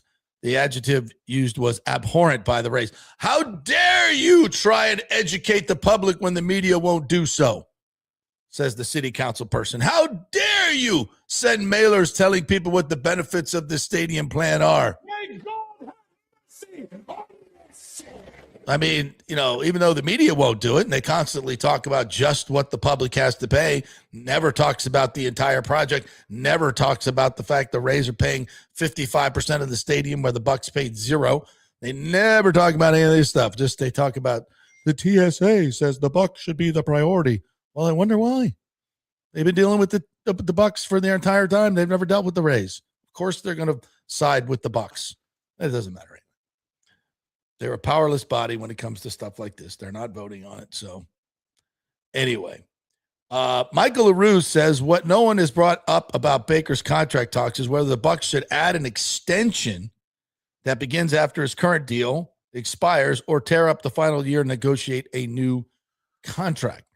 Yeah, I mean, they could go either way, but obviously he wants a long-term deal. So you're not going to do an extension. He wants a long-term deal. Baker doesn't want an extension. He wants a long-term deal. And that's what the Bucs should give him, in my opinion. Pay what he's worth and move on. What's he making in 2027? $41 million. 40, yeah. $41 million guaranteed. And I think all right, that's so fair. Terrion Arnold was a first-round pick of the Detroit Lions a few years ago out of Alabama. He's 23 years old. He has been arrested in connection to a kidnapping and robbery in Tampa and faces felony charges, officials said Wednesday. Arnold is accused of being the primary conspirator before three men in their late teens were held at gunpoint, battered, and pistol whipped in February in Tampa, the city's police department said in a statement. Some of the belongings were stolen, police said. So basically, according to the police report, Arnold was renting an Airbnb in Largo with some buddies. Somebody broke in and stole like $250,000 worth of jewelry, cash, and all that stuff. So it was a big deal, right? So evidently, according to police, Arnold and his boys thought they knew who did it because they had gotten into an altercation with them. So they went and found them, lured them to an apartment, and then pistol whipped the shit out of them and stole all their stuff. I don't think you can. And all that while they were streaming it live to Terry and Arnold. And then Arnold came over to the apartment and, according to police, participated in said pistol whipping and robbing. Now, Tampa police have already arrested 6 others suspected of being part of this targeted armed robbery. 2 of them have pleaded. By the way, they were wrong. Those weren't the guys that stole their stuff. Which, once again, don't take police matters into your own hands. Right. Tampa police already arrested 6. 2 of them have pleaded guilty, and the other 4 are being held without bond, according to the Hillsborough County State's attorneys, until they turn state's evidence. Denise White, CEO of EAG Sports Management, which represents Arnold, said he denies being involved. Quote, there is no credible evidence linking Mr. Arnold to these allegations. I think they'd have some data on the streaming, wouldn't they? Right. Well, that might be some credible evidence. Just saying. Instead of the government appears to be relying on testimony from multiple convicted felons who have admitted their own involvement and may have substantial incentives to shift blame in an effort to lessen their sentences. That's the old, they're a liar. Don't believe a liar. They're convicted felons.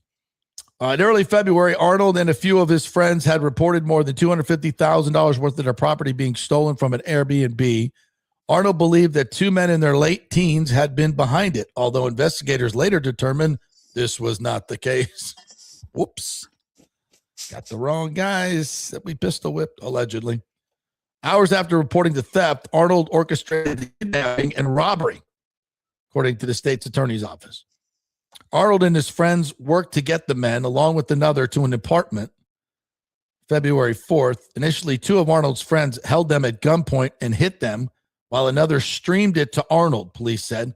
Later, when the assault was still going on, Arnold also came to the apartment to get in on the fun, police said.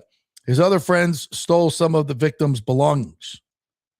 No one has the right to take the law into their own hands, State Attorney Susie Lopez said in a statement. A dispute over missing property does not justify kidnapping, violence, or retaliation.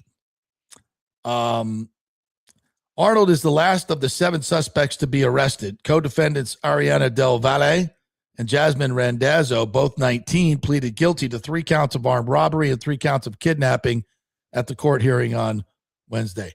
He's screwed. Dude, yeah. Yeah.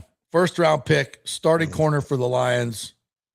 I mean, from a football standpoint, you're a Bucs fan. You don't hate it. But right. Because he's good. Once again, like, where is this on the idiot factor? I mean, if it's scale of 1 to 10, It's a 12. You are a starting corner. What is he making? First round pick. Probably the whole package is probably 30, 40 million guaranteed. I mean, let's see. Yeah. I know you lost some jewelry and probably some other things. You think you know who did it, but this is the way you want to handle it. And you think that you're not going to get in trouble. You got nobody does anything thinking they're going to get caught. But at what point do you go, what's the upside of this? Probably not going to get that stuff back. It's probably insured as well. His contract was only $14 million. Only 14. Okay. Over 4 years. Okay.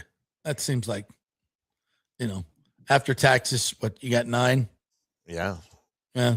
I think we can deal with that. What you're not doing is that. For what did you lose? Maybe $100,000 and make it saying it's all yours. It's $250,000. By the way, if you've got $250,000 in jewelry, that's the bigger problem right there. What are you doing leaving it at an Airbnb? Like, I mean, if you're gonna, why did you take it to an Airbnb? Why are you traveling with all of that? Why you I mean, come on now. It'd be a little bit smarter. Little bit smarter. Maybe get it. Maybe not. Yeah, that is not smart. Not smart. All right. Season's over for him, right? Like already, like he ain't playing this year, right? You would think he's going to jail. That's right. That's what I'm saying. Like he's going to jail. Be locked up for a long time. Well, what was the one we were talking about the other day where the guy just got off? Like a pretrial. It was the guy in Miami who ran into his estranged girlfriend. Oh, the Atlanta 5 times, right? Yeah. James Pierce Jr. Yeah. James walked away like nothing ever happened. Ran into his girlfriend who he's already beaten up 5 times with his car. Attempted murder. Right? And then flees from the cops. Crashes his car, runs away. Pretrial. Yeah. He's got a fairly clean record. Does he? How much do you think he had to pay? He just walked away. So I guess, who knows? Maybe this guy gets to walk away too. Wow. Pooh Shiesty says, I hate it when people take $250K of my jewelry. Time to restock at Gold and Diamond Source. Yeah. You got to get him over there. Is that the insurance money? Just go buy something new. Kurt says, Buckhorn is polling at 49% for mayor, well ahead of competition. Firefighter union just supported Buckhorn. Same union that supports the stadium. Pro stadium is panning out better than anti-stadium, politically speaking. That is correct.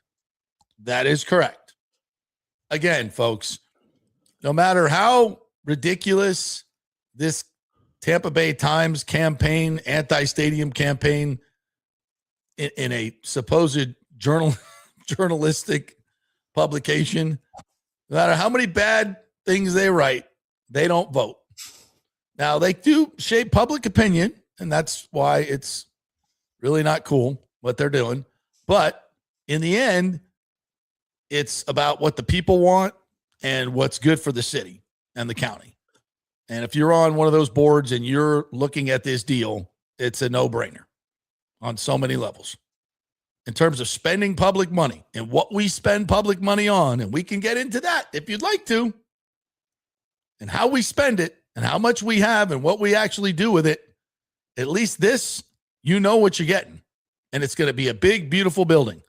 And most of that money is going to stay home into the workers' pockets that are going to build this stadium. And you get the money back. I challenge you to find anything in the budget where any of that happens on a consistent basis. Mm-hmm. I mean, come on. Michael LaRue says, apparently Diana Rossini doesn't understand how reporting works. She provided a reporter with several statements for a story being written about her, then asked that those comments be off the record. It's not how it works. She would know that. That woman is a mess. That woman is a hot mess. And please, none of you make the jump that all female reporters behave like Deanna Rossini. That is not true. That is 1,000% not true. Of the ones, and I've heard, I've seen some stories where some other females reporters have said, oh, I've talked to, 6 to 8 female reporters, and this is not unusual in the business, the way Diana Rossini behaved. I would challenge that. Yeah.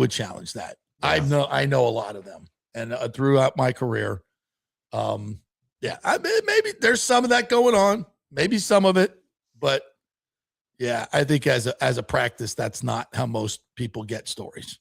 Female reporters, like that's not a thing.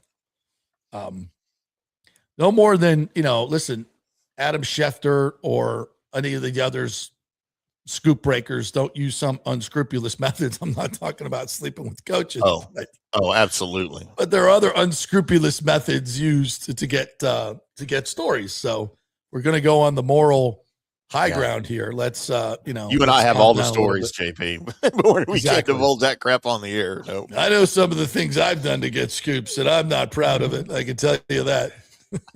Everybody knows what I do to get stories, and then I never get the story. Oh, that's good. The Big O is here to talk a little baseball. By the way, Michael LaRue says Rashee Rice went to jail this summer for a probation violation, and he's getting no punishment from the NFL. He missed the mandatory team minicamp. So, what are you playing? Is this our break music? No, it's Big O music. You just mix the Big O jazzy music. Big O music. Hamon and Big O. We're buddies, man. So when I come on, he unlike you, he appreciates it. It's a welcoming magnet, if you will. Listen. There's no tomfoolery going on over there. No tomfoolery. Nope. This whole damn show is tomfoolery. All right, partner. By the way, I want to know, why is it tomfoolery? Is there some back in the British days that there had to be a guy named Tom? Probably goofing around. Yeah, probably. Why isn't it Bob Foolery? Could be Bob Foolery. So if you really want to know, Big O, I can tell you exactly. I do. Yes. The word tomfoolery, and it's one word. It's not like Tom and then foolery. It's not like a name. It's not. Okay. The word tomfoolery comes from around 1810. Okay. But the origins of it goes all the way back to before the 17th century, when they used to use the phrase Tom Fool to refer to someone who's like a moron, an idiot, a buffoon. Right. Yeah. Back in the 18th century. So that the word Tom Fool or the name Tom Fool for somebody was just what they called somebody, right? That evolved into tomfoolery, and then it became just one word. Yeah. You're doing foolish stuff. Tomfoolery. So there you go. There's your. I like it. I was thinking about that. I did not know that. Yes, that is a surprise. You are correct, sir. Yes. You are correct, sir. Yes. I'll play a big man for you. Yeah.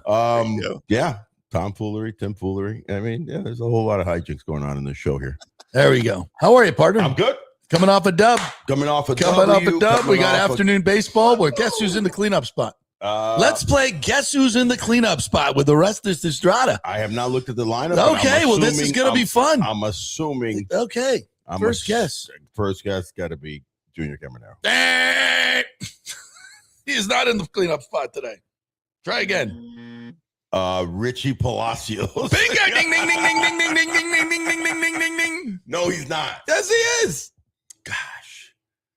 I'll retrace my comment from a couple of days ago when I said when Richie Palacios joined the big leagues, he was not thinking one day I'm going to be hitting fifth for a major league team. And now he definitely was not thinking I'm going to be hitting cleanup for a major league. He's in the cleanup. I'm that type of hitter. Yeah. Wow. I think I'm trying to get the whole lineup here for you. Please do. Yeah. Well, listen, Junior to third, and maybe there's there's some impetus to slowly slide him back into what is his best spot, which is number 2 at 297. We're getting closer. He's third today. Home runs, so we got RBIs. Yandy of 4 hits last night. Unbelievable, by the way. 447 RBIs, I believe, now as a Ray. Could have more if he was batting third or fourth. Hell of a lot more. Way more. Yandy, Aranda, Caminero, Palacios, Simpson in the 5 hole. That makes a lot of sense. That's quite Simpson in the 5 hole, Fiducia in the 9 hole. Yeah. Why would you not have Simpson in the 9 hole but you have Fiducia in the 9 hole to get your slowest person? Anyway, well, you've got your 2 slowest persons, 9 and 1. Yeah, 9 and 1, 9 and 1, wrapping itself around to try to bog. When you're a speed, athletic, small ball team, you always want your slowest guys at the top of the lineup. I'm not. All your years of baseball. No, I can't figure that. And even including of playing for 16 years and then broadcasting for 22. I've never. So a lot of that also included. No words. I'm befuddled. The man who has many the most words. loquacious baseball analyst I love that word. I've ever known Loquacious. is stumped by looking at this lineup. It's absolutely ludicrous and loquacious.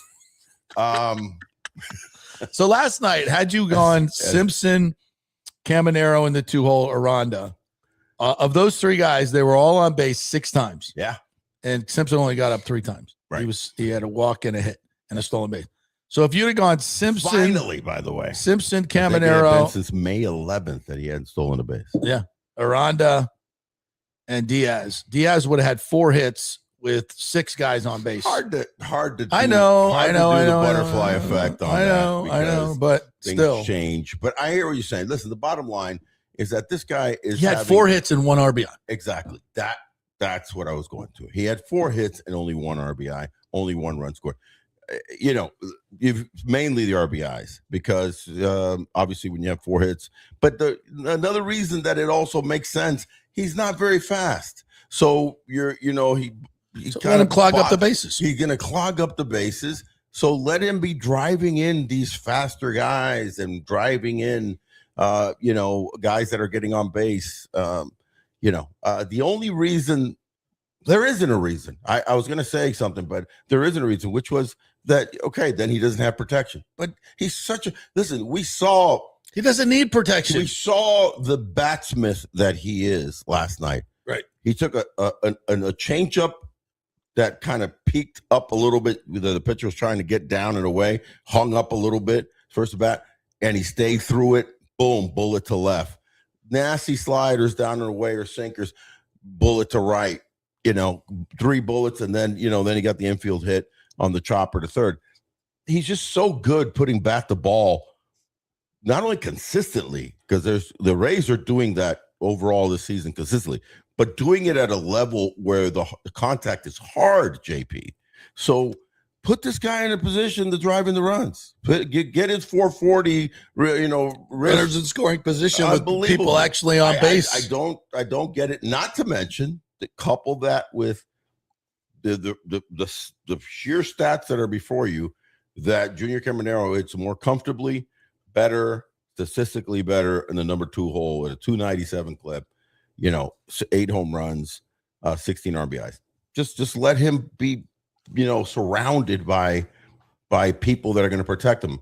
And then you use the Luka. We were kind of talking this until we're blue in the face, but I don't get it. I really don't. On a positive, listen, they went back to small, smart ball. Yeah. They used a bunt.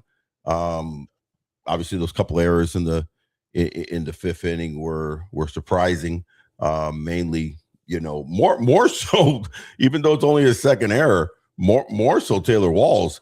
What the hell was that with his 5th error than the knuckleball that Simpson got confused on? Was it a knuckleball or usually those line drives though, and you can lose those in the lights. They showed different angles and they showed the angle from the outfield, and I didn't see, and I don't see him having played left field. When you get you literally, like, we have a light right up in the top here. You literally kind of, your head flinches. You go and a little bit like that, point. And then you stab. He was getting it, but he was trying to follow it with his glove. Yeah, and if you've ever tried to catch a knuckleball, your head moves on the lights. Your glove moves on a knuckleball. Yeah, not your head. Yeah, you're like, Oh shit! And then it, so and that could have been a knuckleballs are they're hit flat. They're hit flat. solid. And Sal Perez hit one kind of like boom, hit it super flat.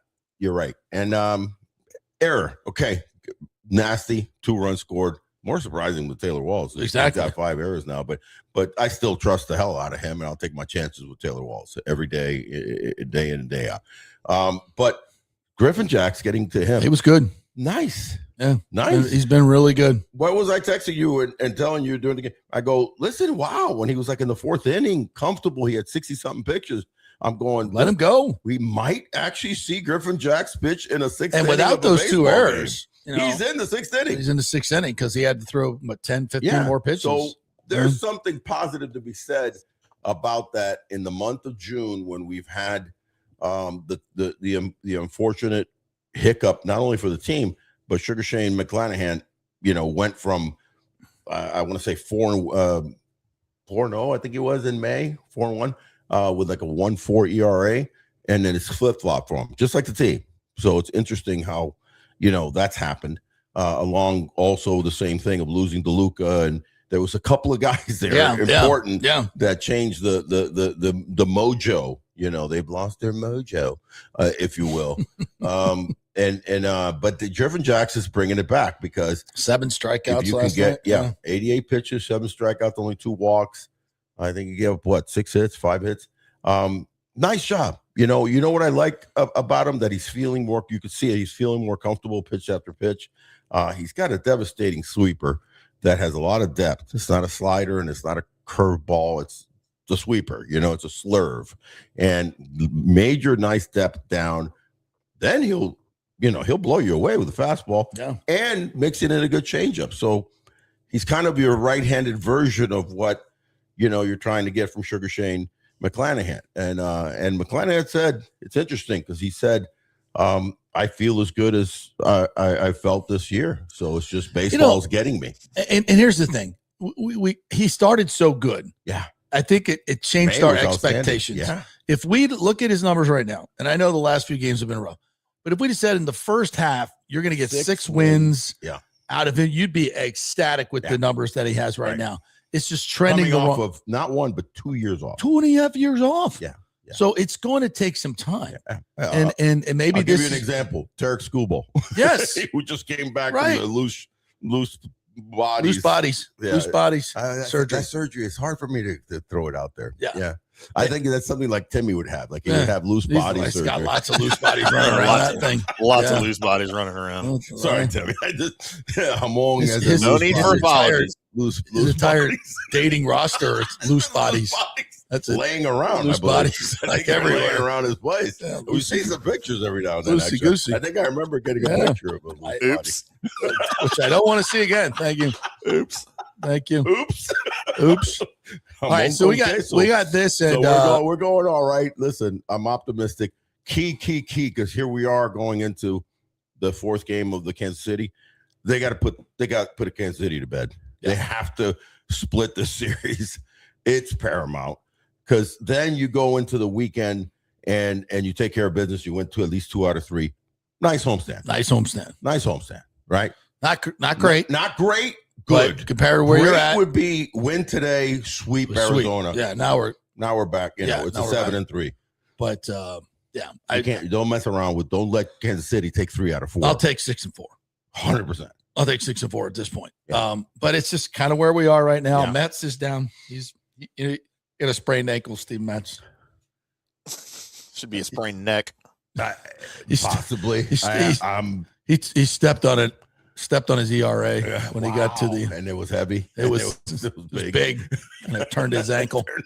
He stepped on his ERA on the way out. Oh my God! Yeah, that's what happened. Yeah, that's what happens in the JP show. That's when you get Don't the IL mess around. Yeah. All right. Did you talk about the? I'm assuming you talked about the Alabama kid. Yeah. What? a lot going on there.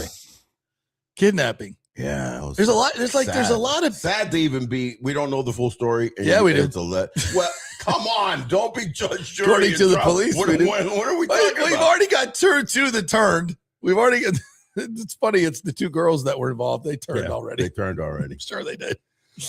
You never count on the chicks. They're gonna sell you out the river. When it comes down to it, they get in that interrogation room and they're looking at 3 to 5. Hashtag loose bodies. Hashtag loose bodies. Hashtag no loyalty. Nope. Sorry. Yeah. Sorry, gotta go. Sorry, buddy. Gotta go. And, Where did he? Is he? He's a Tampa high school kid. No, he's from Alabama. I don't know. He where went to high Alabama. school. He went to Alabama, but I don't know if he went. He's a Florida kid. I don't know if he's from here, but I don't know if he's from Tampa. But he's a Florida kid. Yeah.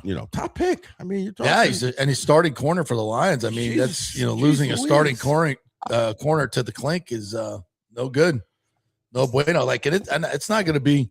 These other people. Yeah, this is aggravated assault, kidnapping, armed robbery, multiple counts. This is ugly. Yeah, these are felony charges. Now, of course, we saw what happened with James Pierce Jr. Yeah, in Miami, you could evidently ram your car into your estranged girlfriend who you're trying to kill, flee police, and then crash your car and jump out of the car, and you get no jail time in Miami for that. That's Miami. I don't know. This one. Not in Hillsborough County, baby. Maybe not. That shit don't play here. For no, him, sir. Thank God he didn't do that in Polk County. That's right. Grady just throw your ass under the bus. You probably won't even get out of that car. We may not get out of that car. We got enough, son. We got enough. We don't even need to go to trial. No, we don't. We're not going to waste the people's money. We're going to waste the people's money and time on this derelict. Yeah, do not do that. Do not mess around in Polk County. Love that guy. I love him too. Love him. All right, so Big O show coming up here in a matter of moments. Timmy, thank you. Great job as always. We will be back tomorrow celebrating a USA win over Turkey. Yeah, that would be great. Yeah. So we'll have some run through their whole fun and frivolity for you tomorrow. Get ready for the lightning draft. We'll have a special guest for that as well. All right, we'll see you then. Later.